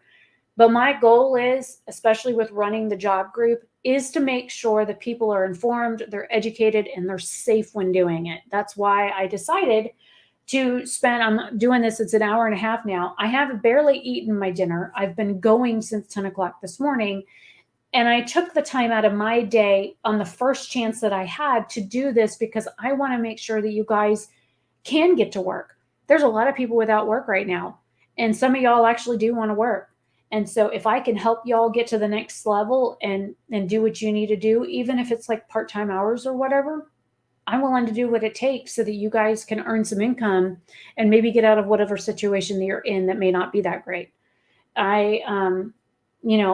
There's all kinds of things that I could do these videos on. And it's been ages since I've actually done just a regular, like a ranty kind of live stream. But I know what it's like to struggle. I've been homeless. I had a horrible growing up. I was abused. My mother was hateful. She's a narcissist. I've had some really bad marriages, and, I've been in a lot of rough spots in my life. I've literally died before. So if I can make one person's life better each day, that means a lot to me. And I think for me, doing this is my way of giving back. And I want to try and keep you guys safe against all these scams out there. So if you find something that doesn't look legitimate, post it in my chat and say, hey, could you help me find out more information about this, or tell me where I can start looking? Google is going to be your best friend on that, because there's a lot of information between Google and Quora and Reddit and everything else that you'll find about some of these companies. And before you sign up for anything, always do your research on them. There's so many scams going on between Indeed and LinkedIn and all these other job places. I went to one of the job websites and applied for one job, and next thing I knew, I had 180 emails in my inbox. I applied for one job on Indeed, and I had 180 emails of scam bullshit, because they sold my information, because I made sure to do that Google thing where you put in your email plus Indeed@gmail.com. And I started getting just flooded with all these emails that said that email address. And I knew they had sold my information, because I got job offers for stuff I never would have applied for. All these insurance companies were like, we want you. You're a scam. I am not paying somebody to go to work. A background check is one thing. Unpaid certification is another. But paying money to go and work for somebody else, abso-fucking-lutely not. I'm not paying you to work for you. All these insurance company people that call you that say, hey, we'll do this for you if you pay us this much money. What? In order to do insurance in Florida, you have to have a 215 license. You have to get your life, health, and annuities license. You can go attend classes anywhere, or you can just buy a book at Books A Million and take that state test all on your own. You don't got to pay nobody for that shit. It's like $30 for the book. It's about this big. I was licensed for that. It's not that hard. Don't fall for companies like Bankers Life that make you pay them to sign up for that shit. Abso-fucking-lutely not. They're all a scam. And all these like State Farm agencies that want to freaking hire me and stuff. I cannot begin to tell you how many scams I have had try and reach out to me for jobs. And the first thing they're like, so when do you think you can pay the $500 sign-on fee? Why would I pay you shit for a job? Like, don't ever do that. Don't ever fall for that. Absolutely not. So, the last thing I had on here, note-wise, with what programs you use, mainly Teams, Slack, Zoom, for an Adobe Adobe Connect, between chat, reaching out for support, classes, that kind of stuff. Those are the main programs that we use for that. Slack and Teams are used for communication for most of the companies I work for. Teams, Zoom, and Adobe Connect are used for certification. You'll use things like Five9 or Genesys or CCP or Amazon Connect for the phone systems. I got to blow my nose again. 1 second.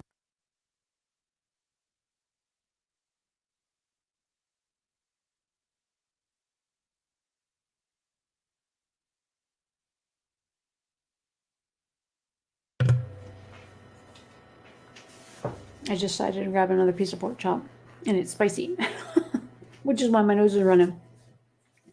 So those are the major programs that you're going to use.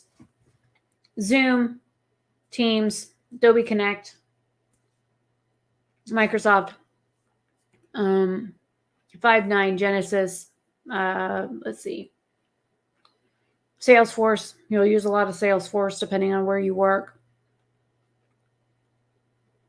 Zendesk. Hang on, I'm trying to refresh my brain over here. Where's some of the other ones?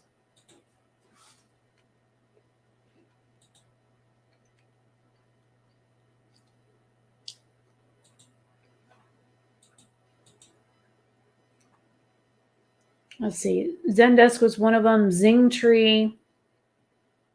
That was Salesforce. Oh, yeah.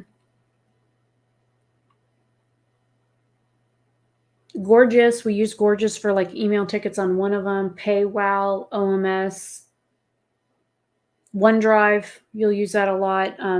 There's also like the... most places use like OneDrive, or I'm like trying to look at some of the programs that I use. What's the other one? SharePoint. You use SharePoint a lot with some of these clients.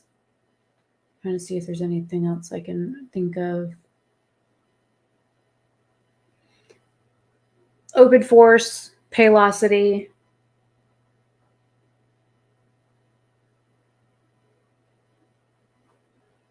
Trying to look at some of the programs that I've got that I've used over the time. Delta Connect was one of the phone systems that I used.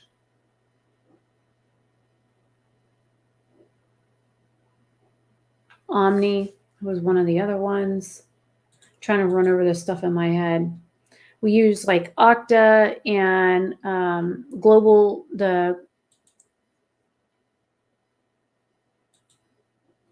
Global Protect, the VPN. We use Beyond Identity for VPN verification. There's Ping ID. We just had to switch over to this thing here. It's called a YubiKey or a Yubico key. Nike's switching to those. They're hateful. I don't like them. I wish they'd stop screwing up our verification stuff. You'll use things like Citrix and SRW, which is like a type of remote workstation, kind of like Citrix. Shiftboard is one of the ones that we use on LiveOps to schedule. You have Agent Mail. Trying to think some of the other ones that we use. I mean, LiveOps has their own websites and stuff that we use for most of that stuff, but that just gives you an idea of some of the websites that we use. And then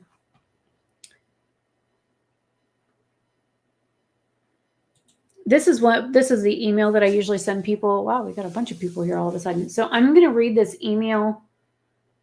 This is the email that I send out to people that sign up underneath me for LiveOps.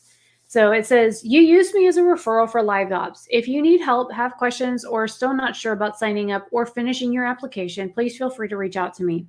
I signed up for LiveOps in 2022, and so far I have worked for Intuit, Assurance, and Nike. I am currently with Nike and Intuit.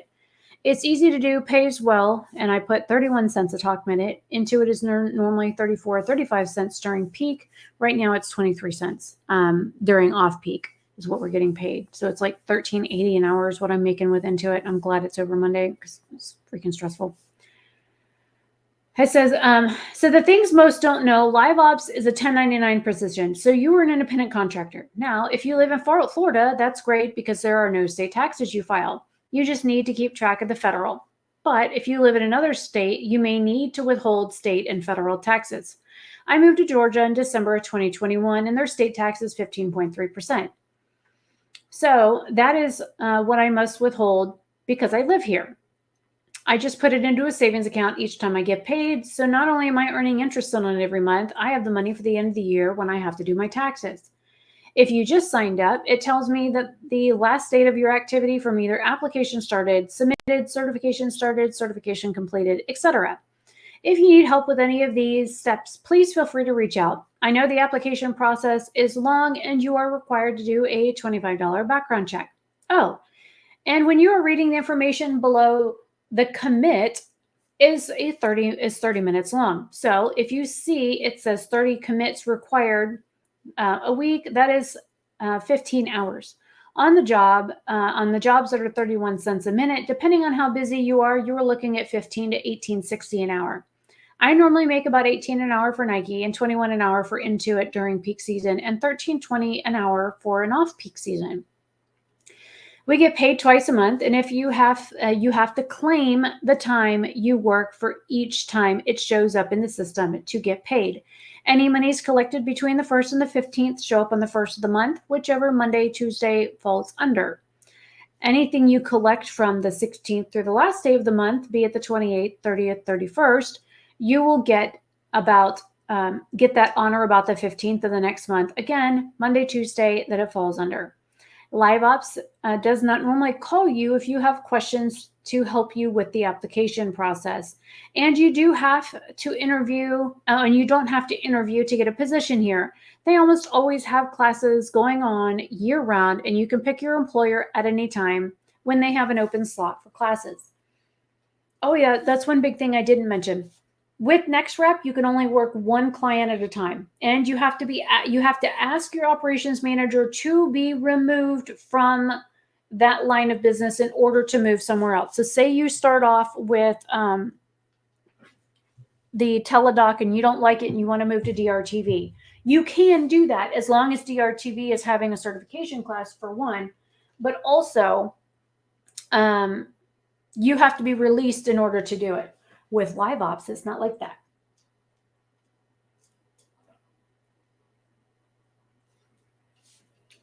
My apple juice is over here melting on my desk. With Live Ops, they recommend that you do one program, go through certification, graduate certification, do your nesting, and within the wait at least 30 days while you're on that client before you sign up for anything else. 30 days after nesting. Now, if you cannot be in two certification classes at the same time. If you apply for a position with Live Ops while in certification for another program, they will automatically deny your application for the second program. You have to be in nesting or out of nesting for that application to even go through. They do not recommend that you sign up for a new certification while in nesting because they want you to be on the line for a minimum of 30 days before you request to work a second line. I do work two different lines right now, and this is only good until tomorrow for Intuit, and then it will go back away, and then I was requested to come back in January as well. So when you work a client with Live Ops, if they find that you are doing well enough there, they will ask you to come back and work for certain positions, or they will offer you like higher up positions. Like my friend Rajwan just got offered to become a seasonal ARA, which means between like basically November 1st and the end of the year, she would have been a manager had she actually accepted it, which means she would have been a higher position than me right now. Right now, I'm higher than her. So I wanted to make sure that I mentioned that. So with Live Ops, you can work more than one client, and it can be done. Just make sure that they have working hours that work around each other for one, and make sure the minimum requirements, like with Nike, it's like 16 hours a week. With Intuit, it's like 10. Well, right now it's 10. During regular peak season, they want you to work 20 hours a week. So that's literally 36 hours a week. But I work a regular W-2 job that wants me to work 30 to 40 hours a week. plus I still have Nike, plus on top of that, I have Intuit. So this past week, I've been working 10 plus hours with Intuit, 16 plus hours with Nike, and I've worked 35 hours with my regular W-2 job. I'm tired. I'm tired. I'm so glad Intuit's going away tomorrow. I'm working 4 to midnight tomorrow, and I'm so glad that I'm done for several more months. So let me go back to my email that I usually send. It says, if you sign up for a company that you don't like, you can ask to be released for it, like I did with Assurance. I hated the robocalls that they did to customers and how angry people were that you called them. It is literally that easy. You put in a lawn ticket, which is a Live Ops Nation ticket, and you say, hey, I'm not vibing with this line. Can you remove me? I just don't like it here. And they go, sure. And you are instantly removed for the most part. As soon as you get a reply to that lawn ticket, you're gone. They remove you. Now, in my case, they kept asking me, are you sure? We really like you here. We want to keep you. You help troubleshoot stuff when people are down. I'm like, yes, because my background is computer engineering. I don't mind troubleshooting, but like, I don't like Assurance. I really hated it there. It was awful. I was tired of getting cussed at every phone call. You were supposed to do like 100 phone calls an hour. And I'm like, how, when the calls last like 1 to 5 minutes each, how are you doing that many phone calls an hour? I don't know. But yeah, it was insane there. And I got tired of getting cussed out like multiple times an hour. So you can always ask to be removed. Now, I said, since I have been here for more than a year, I have worked with more than one client and gone through certification more than once, and I have a pretty good handle on things. I'm also debating on filming a video for YouTube explaining how things are and breaking them down, which is literally what this live stream is right now. If that would be helpful, reply to this email and I'll get it uploaded and I can send you the link. If you will not get paid for certification, but most clients offer incentives like a bonus for graduation and nesting. Intuit was $250 for 20 hours and the first 30 days after nesting. Nike was $250 after the first 150 calls within 30 days after nesting. Actually, it was $150. I need to correct that. It's $150, and I got a $50 incentive for having a cute, like the score from the clients above an 88 or higher. So I did my 150 calls. I got a $150 bonus for that, and I got another $50 bonus on top of that. So technically it's $150, not $250. So I said I made 125 calls while in nesting. So that way I was way ahead of the game for Nike. So I earned that bonus. It's very easy to do. Just know certification is a lot of learning and reading and training. For Intuit, it is learning the program, learning what you can and cannot assist with, and it's verify, never supply. Now, what was it that just blinked on my screen? Hang on. Oh, it was Teams.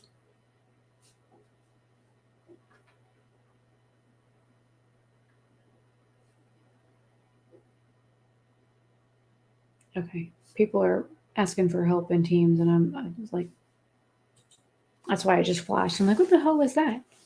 I have ADHD, so I have like ooh shiny moments, and I'm super tired, and I just want to eat and go to bed. But I'm almost done with this email, and then I'm going to close this out. 2 hours long enough. So I said for Intuit, it's learning the program, learning what you can and cannot help with, and verify, never supply. They take security very seriously. For Nike, it's 4 weeks of certification and 2 weeks of nesting. Actually, it's 3 weeks of nesting, which is where you will take calls and get help. With Nike, there are 8 phases you have to do, and each phase has modules that you have to do, and they are normally due by a certain certification date. For example, phase 1 has 17 modules, and it's a lot of learning, as it's all the basic company information, like how the company was started, who they initially signed, how they became Nike, when they made Jordans, when they took over Converse, and a ton of other learning. Both Nike and Intuit require Ethernet internet, no Wi-Fi. Actually, all remote companies I've ever worked for do not allow Wi-Fi, ever 100% Ethernet cable. And I recommend a Cat 7 cable or Cat 6. Cat 6 can transfer rates at a much higher rate. A Cat 7 cable is faster. That's what I've got attached to my machine. I have 2 Cat 7 cables. I have an motherboard, onboard NIC card, and I have a secondary backup NIC card. So if one goes down, I have the other one. So I'm never going to drop my internet unless the actual modem or router goes out. So Cat 7 is what I prefer. And I have an onboard NIC card, which NIC card is a network interface card. That way you can use that to receive internet if something happens to your onboard motherboard networking card, which Jason feels that if that card goes bad or goes out, you're basically screwed. But I've had one die on my motherboard before, and my motherboard worked just fine. It was just the network interface card built into the board croaked. So that's why I ended up with a second NIC card. And they're like $8 on Newegg, which is also in chat. So,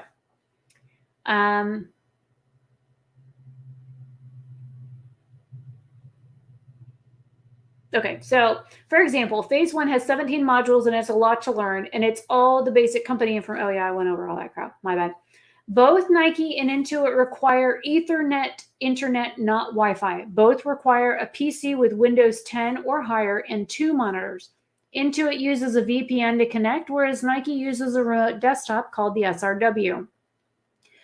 We use Slack for internal communications, and no matter where you work, there is always a way to reach out for support for a supervisor, no matter where you work.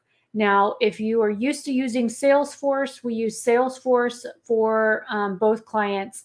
And with Nike, there's one that it says right at the very bottom, it says Coach Assist, but you need to get permission first in Slack to ask to see if you can reach out to Coach Assist, because there was a lot of people that were coming out of certification and were just not doing their job. They were not doing the research. They were not looking things up for themselves. And they were just reaching out in chat randomly going, hey, can somebody help me? I need help with this. And they were going to people like me who work Coach Assist. And they were like, hey, I need to know how to do this. Can you help me? Blah, blah, blah. And we're like, did you read the AKB? And they're like, no. Where am I supposed to go to find that? Which they should know where to find that, because you go over it in certification. They should never ask, well, where am I finding that information? Dumbass, it's right there in your material. Go reach it. Anyways, so biggest thing is making sure that you are doing the research yourself, especially before you reach out for help, because they're going to look at you like you're dumb if you don't know even how the basics are to look stuff up. Now, granted, for new people, we will have a little bit of leniency on you if you're asking like, hey, I don't know what AKB to use for this. Can you help point me in the right direction? That I love. I love seeing people that don't know exactly where to go and they're asking for that information to pursue the information on their own. Hands down. But if you were coming to me and going, hey, I have so-and-so on the line and like they need this and they need this and they need this. Oh, hey, Casey, thank you for that. Wait, you sent something. What is that? A super sticker or something? So what they do is they reach out and they're like, hey, I have a customer that needs to do a return exchange. And they're like, I don't know how to do that. So the article says you just type in return and you search for it, and it tells you how to process a regular return and how to process an exchange, because it shows you step by step by step by step by step how to do this. You just have to read it. It's literally that simple. You just have to read it. Wait a minute. What are you doing up? It's like 6 o'clock in the morning in Germany. Casey, are you up that early for work? What are you doing awake this hour? Go to bed.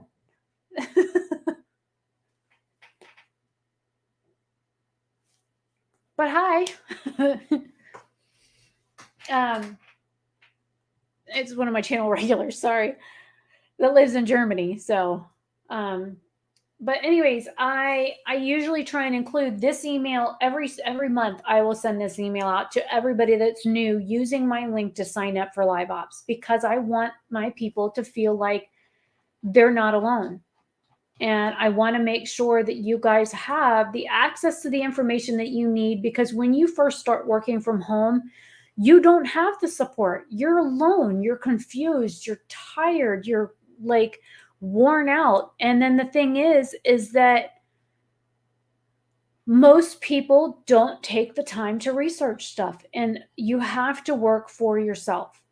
So let me go to the job group and pull up stuff. Let's see.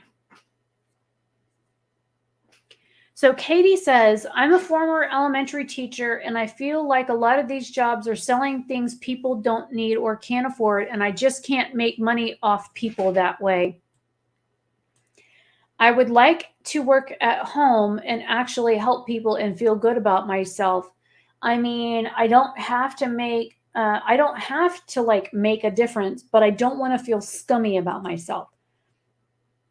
So let me elaborate on that. I did reply to her in the group, and I said, work from home and selling should not be in the same sentence unless you are doing sales. You may be thinking of MLMs, and I'll cover those too. They're all scams. So I did touch on MLMs earlier. I'll touch on them again now. An MLM is a multi-level marketing platform. And really quick, I will pull up. Let me find my information in the group. And I'm going to move this over here so y'all can see it. Move tab.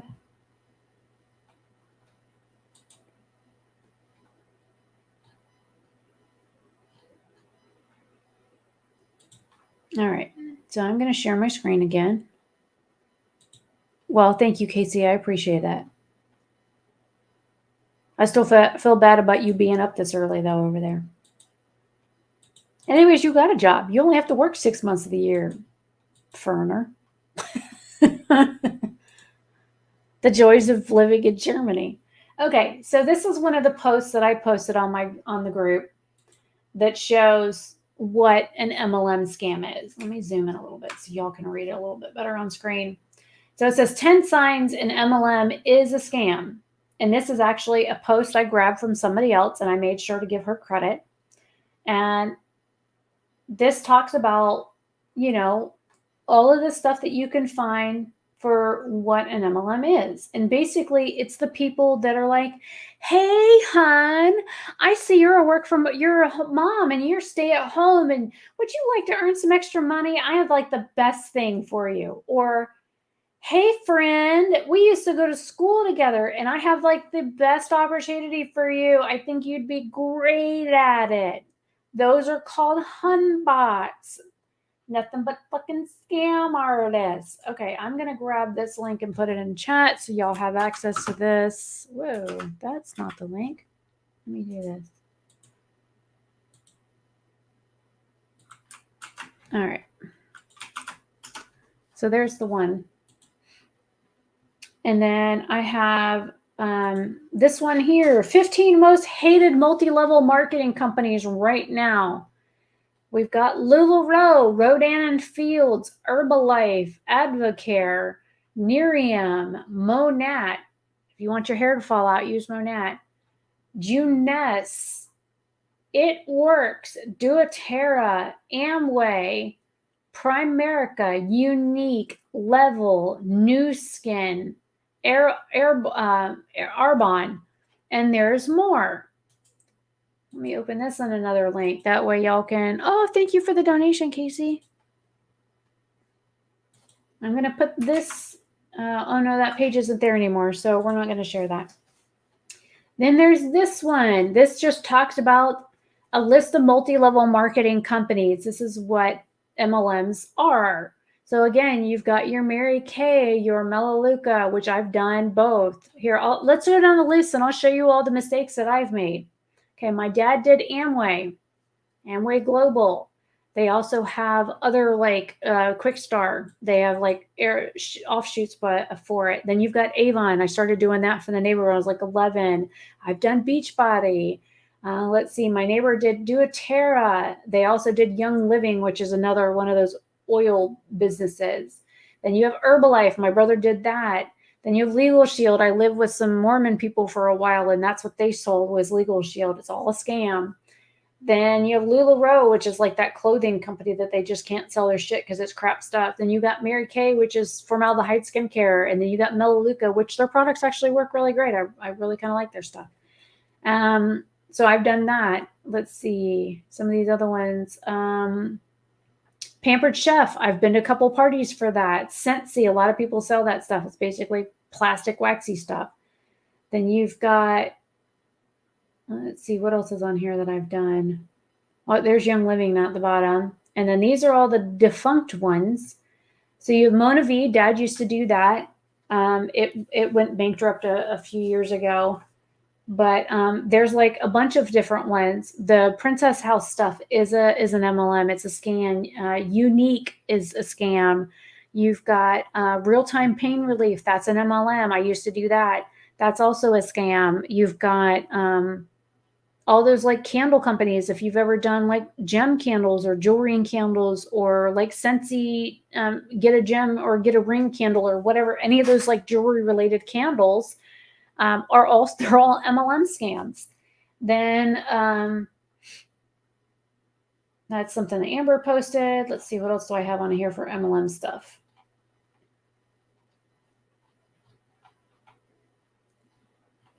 We already went over that one. This is our group rules.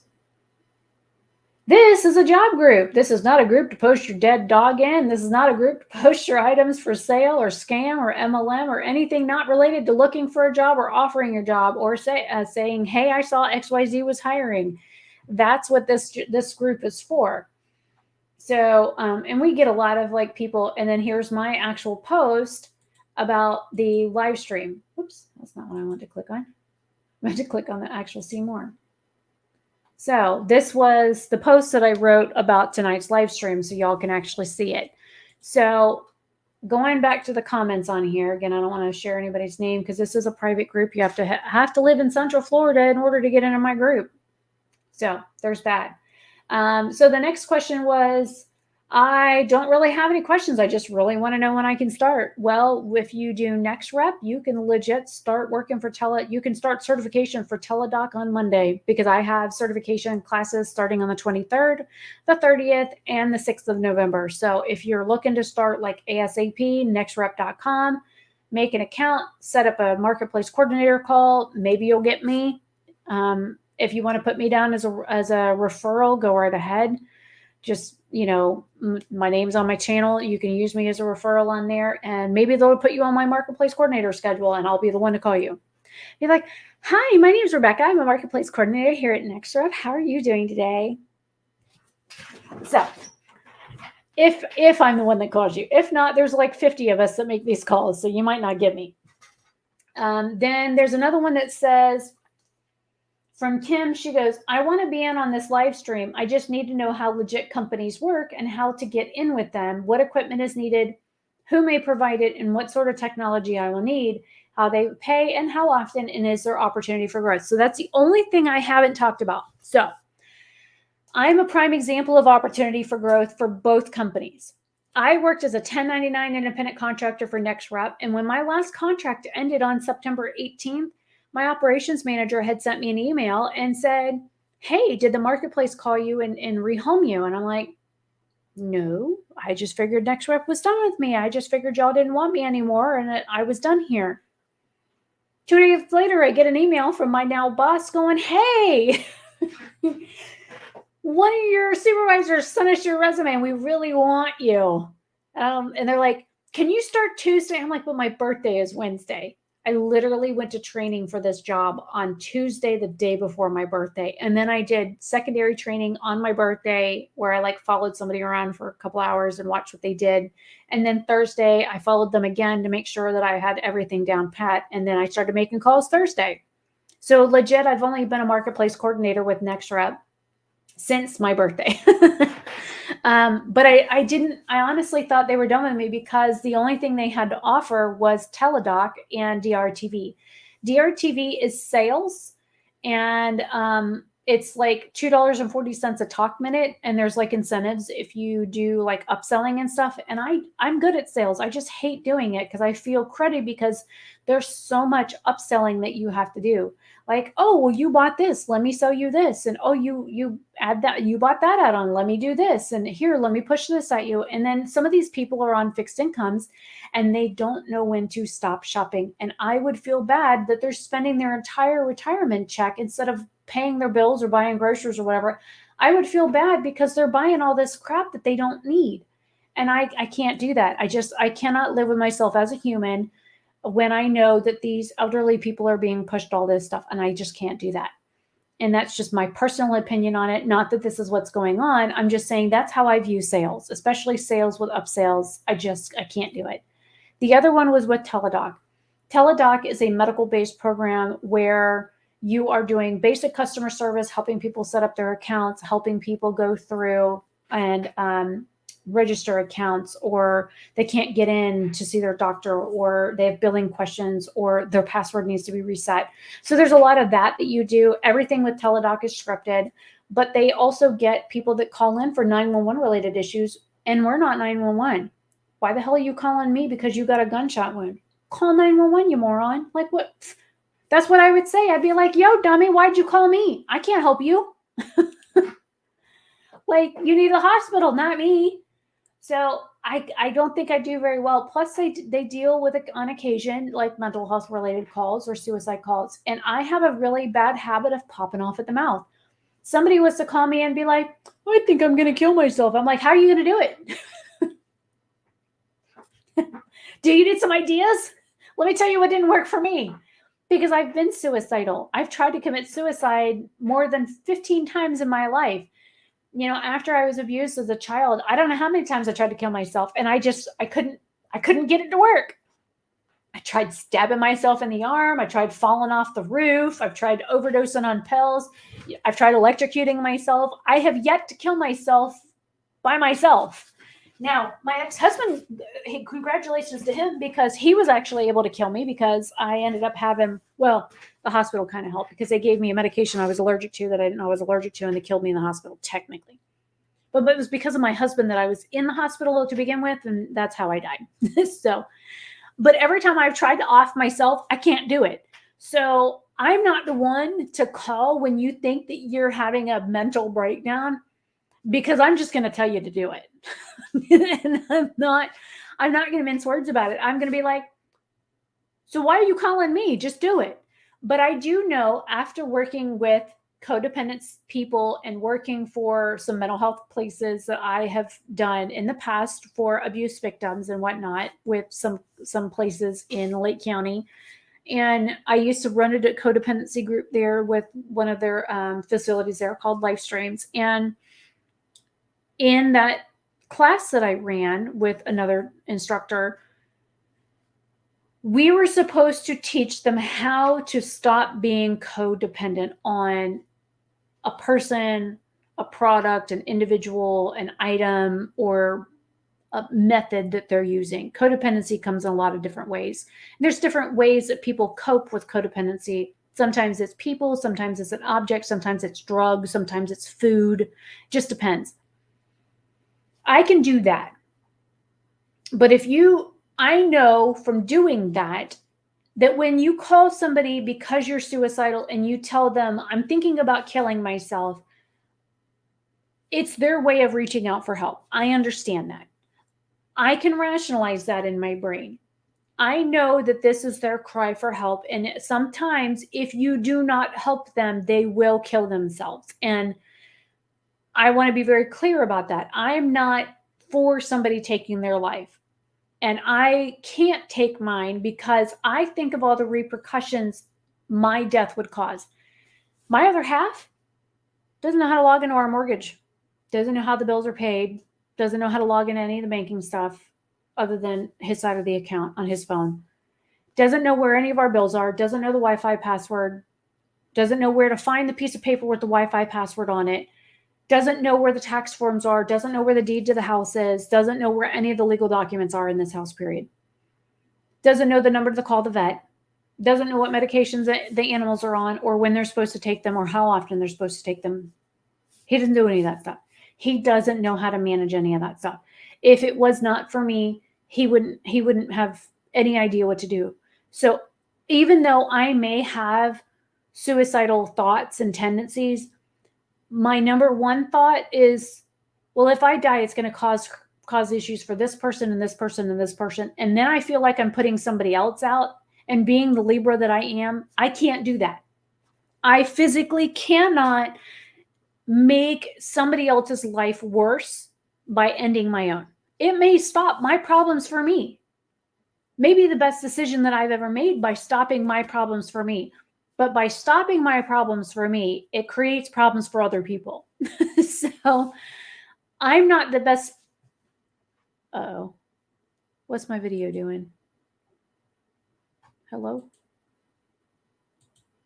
Oh, that was really weird. It just started spinning. I don't know what happened. Maybe YouTube censoring me. I know I'm not the best person to handle suicide-related calls because I too, because of my mental health and how stressed I get about stuff, and I don't have anybody to vent to about stuff other than my friend Casey, and I drive her insane. And then she vents to me about stuff, which drives me insane. And then we're driving each other insane because we're both crazy. Like the thing is, though, is that I'm not the best source of information for trying to help somebody through a mental breakdown because I would need help afterwards. So I know I cannot work in teledoc because there is a rare occasion that you end up with 911 or suicide or mental health related calls, and I can't do it. So when I didn't get a call from the marketplace office to tell me, hey, we've got so-and-so that we could rehome you to, I just thought NextRep was done with me. So going back, bringing all this back to what I meant was about opportunities for growth. With NextRep, they like to hire from within. If I was working on a line and they liked me well enough, they could have promoted me to what is called an MRT. It is the manager form of person who works over a specific client that helps other people maneuver the system. So if you need help, you reach out in either Slack or Adobe Connect and say, hey, I have XYZ going on. This is what I need help with. How do I do this? And then an MRT would respond to them and say, hey, this is what you need to do. Go here, do this, blah, blah, blah, blah, blah, and follow these steps. That's what an MRT does. And those MRTs at once were an agent that was a 1099, and they moved their way up in the company. How I got where I'm at is one of my managers had sent the marketplace coordinator's head person my resume. And they saw 9 college degrees and they're like, holy shit, let's get this girl on board. And they offered me the position I'm in now. And they offered me to become a certifier where I would be basically teaching the material. So I said, well, let's do this one first. They're saying it's temporary. It's only 4 to 6 weeks doing this, which is fine. But my friend Desiree that I met doing this, who actually lives like 20 minutes from my house. She's now my new bestie. She started off as a 4 to 6 week temporary position for this, and she's been doing it for more than a year. So she says if they like you enough, they'll keep you. So again, there's plenty of opportunities for growth with NextRep. Now with LiveOps, I started off as an L1 agent, and I did well enough, and I had enough customer surveys that were satisfactory that Nike was like, hey, you want to be a supervisor? And I'm like, yeah, because half these people don't know what the fuck they're doing.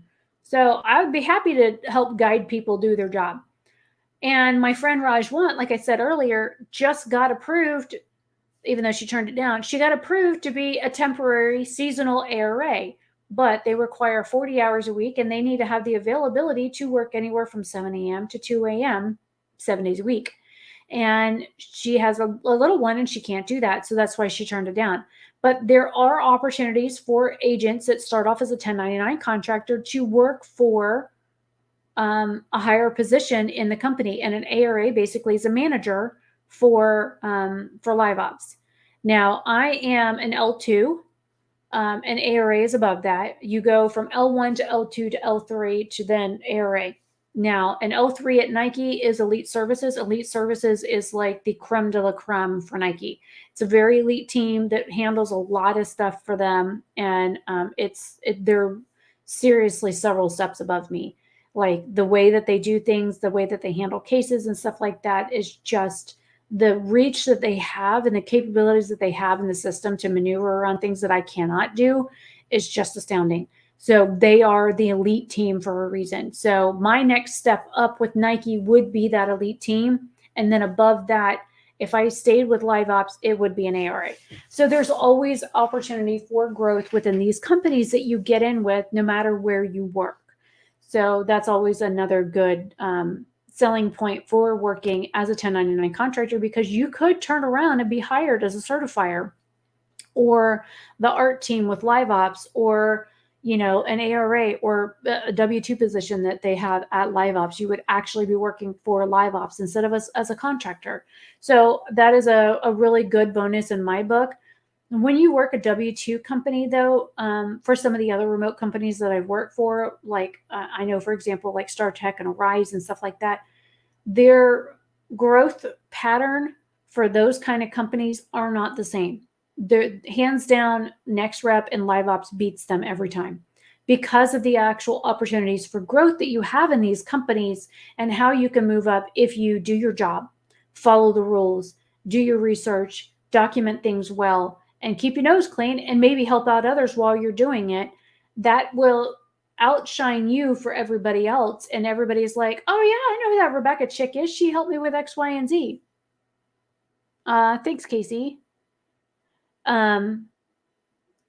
So I just wanted to make sure that I drove that point home. So looks like other people left a couple of comments and stuff, but other than that, I don't see any other questions on the job posting. So I think that's it for now on there. I'm not seeing anybody else make any comments. So, and I think I've covered everything. I had an entire list of stuff that I covered that I had a Word document for. I showed you multiple screenshots, some photos, some documentation for a couple of different things. So just to recap, we have talked about how to sign up, how to tell when something's a scam, what's an MLM, specification requirements for computers and equipment and stuff like that. The only thing I didn't really touch on, and I can link these below, these I bought on Amazon for like $20. I just got another pair of headphones in, but they didn't work because every time somebody heard me with them, they were like super staticky. So I had to send the other pair back, and then they just sent my new replacement today. So I haven't tested them out yet to see. They're like $39 or whatever. The other pair that I have, I don't know if they're over there or not, they're Logitech ones. They were like wearing cardboard rocks, like cardboard covered rocks on my ears because they hurt so bad to wear them. And I have a small head. I literally wear children's frames for my glasses. So I have a very small head. So the fact that they just sitting on my ears, like the tops of my ears were like super painful just from them just sitting on them. So, yeah. So if you guys want some links to some of the software or the equipment that I use, some of the headphones that I've used in the past, I can do that. They'll most likely all be from Amazon because that's where I've bought them all. And then they may be affiliated links. So like if I put like an asterisk next to them, it will be where I could potentially earn a commission from anything that you buy. Hey, what you doing? But it's only midnight.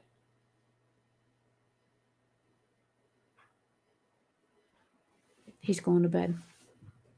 So I can always link those. I'll try and come back to this. Probably not tonight. I'm tired and I want to actually eat my dinner that I've only had a few bites of. I'm going to have to go reheat it at this point.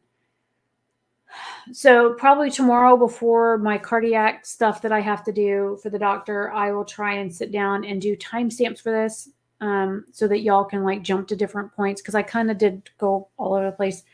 The biggest thing with system requirements is dual monitors is always key. Like working with one monitor is fine. Working with two monitors is night and day difference. If you can do three, that's great. I know for Intuit, there are times in which you need to be on camera. The camera I'm using right now for this stream came from Intuit. And it actually has a cool feature where I can blur my background. Now I got my spooky decorations behind me. Dollar store. Dollar store. All of this came from the dollar store. So I have more over there. I just haven't put it up yet. I got another thing to put up there. But this is my like spooky decorations for the month. Why does that look crooked on camera? There you go. Now it looks crooked in real life. That tells you my wall isn't square. But anyway, so, you know, when I'm on camera for Intuit, it's blurred. Anything behind me is blurred. That's, you know, anything from here back is blurred. So they can see you on camera. With NextRep, you do need to be on camera for certification. And that's just to make sure that they know that you are there. Ooh, it's Amanda's birthday. I doubt she'll see this stream.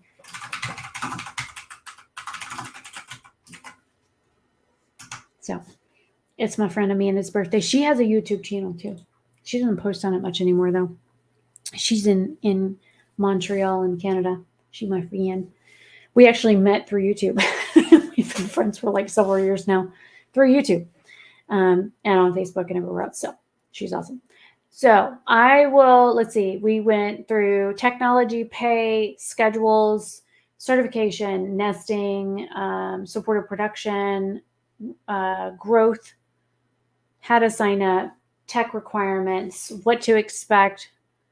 We went through basically all of that. And like I said, I've been streaming it's been almost 2.5 hours that I've been doing this. I got off of one job and took a shower, and then Jason made dinner, and I didn't even have time to eat. Literally, my food is still right here.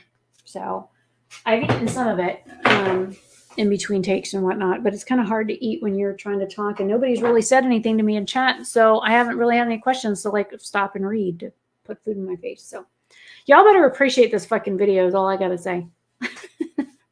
So with that being said, I'm going to go ahead and end this here. For those of you that came in and out or that come back and watch this on the replay, then thank you so much for that. Chat will also be on live replay. I will try and take these comments on chat. Let me see. Can I copy these all?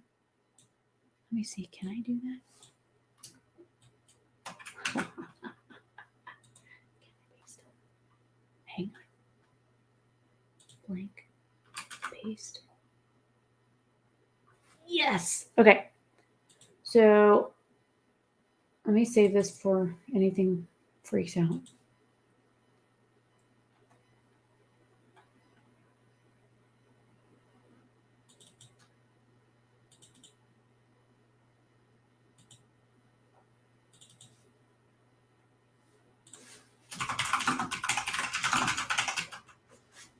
Okay.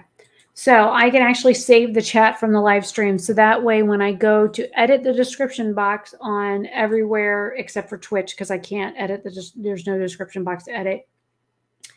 What I can do is go back and anywhere that I had a comment, I can actually just paste the information into what's it?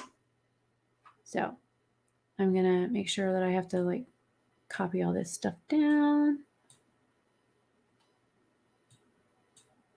It's only letting me copy some of it in segments, so that's fine.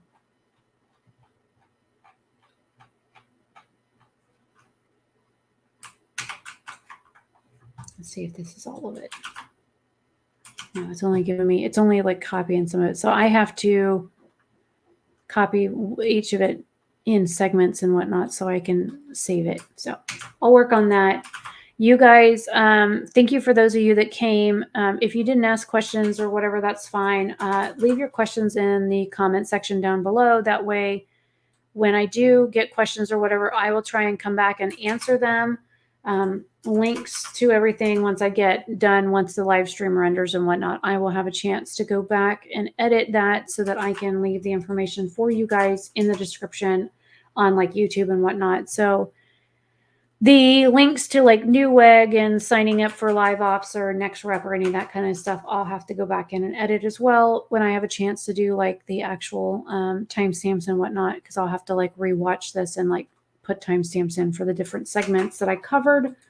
I tried to be thorough with everything that I covered, but there's probably something that I didn't go over. So if you guys want to leave your comments or questions down below, then that will give me an idea of what I didn't cover, and that way I can cover it. But the biggest thing I can recommend out of all of this,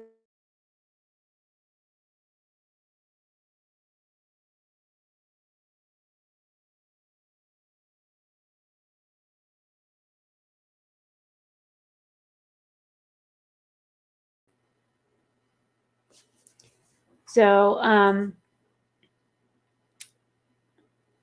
Google's going to be your friend. Like the one lady I talked to today for one of my appointments, she goes, "Oh yeah, I went and bought a computer because I talked to so-and-so the other day and they didn't really give me a whole lot of information. So I went to Walmart and bought a computer, come to find out it's not the right computer. So then I went online and I found a social media post that said, oh yeah, you need this for this company and you need this for this company. So I went back to Walmart, exchanged that computer for this computer. We'll come to find out it's got an i3 in it, which is 23 years old.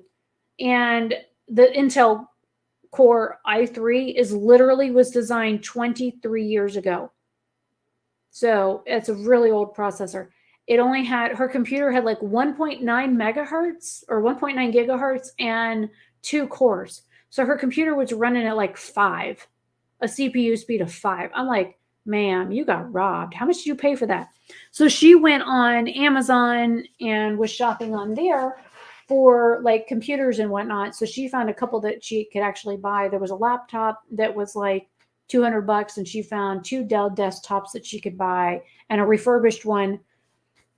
I told her, I said, check for refurbished and recertify, look for 4 core or more. And then that way, and you need 2.4 gigahertz, 2400 megahertz, or there's an or in there. And 4 cores or more is what you're looking for minimum requirements for most of these companies. No Chromebooks, no MacBooks. Oh, and a lot of people don't know this. A Chromebook is not a fucking computer.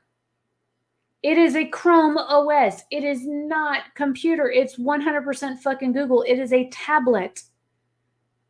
Don't let some salesman ever tell you that a Chromebook is a fucking computer. They give those to kids for like homework and stuff because they're super cheap. You can get them for like $100. They're not a computer. It's a Chromebook. It's a tablet. It's a fancy tablet with a keyboard. So a lot of people are actually buying those, syncing their computers and then trying to work with us. And we're like, that's not a computer. So don't be scammed. Don't let these salesmen like get you. So feel free to leave your comments and questions down below. I'm going to go ahead and sign off. I've been burning out my voice the past 2 weeks and I want to eat. Jason's already gone to bed. I haven't even taken my night meds. I was supposed to take at 10 o'clock because I've been on this stream the whole time. So if you guys need anything, leave them down below. I will update this tomorrow when I get a chance to update timestamps and description boxes with all the information that you may possibly need. So I will see you guys later. Thank you for coming. See you guys later. Bye.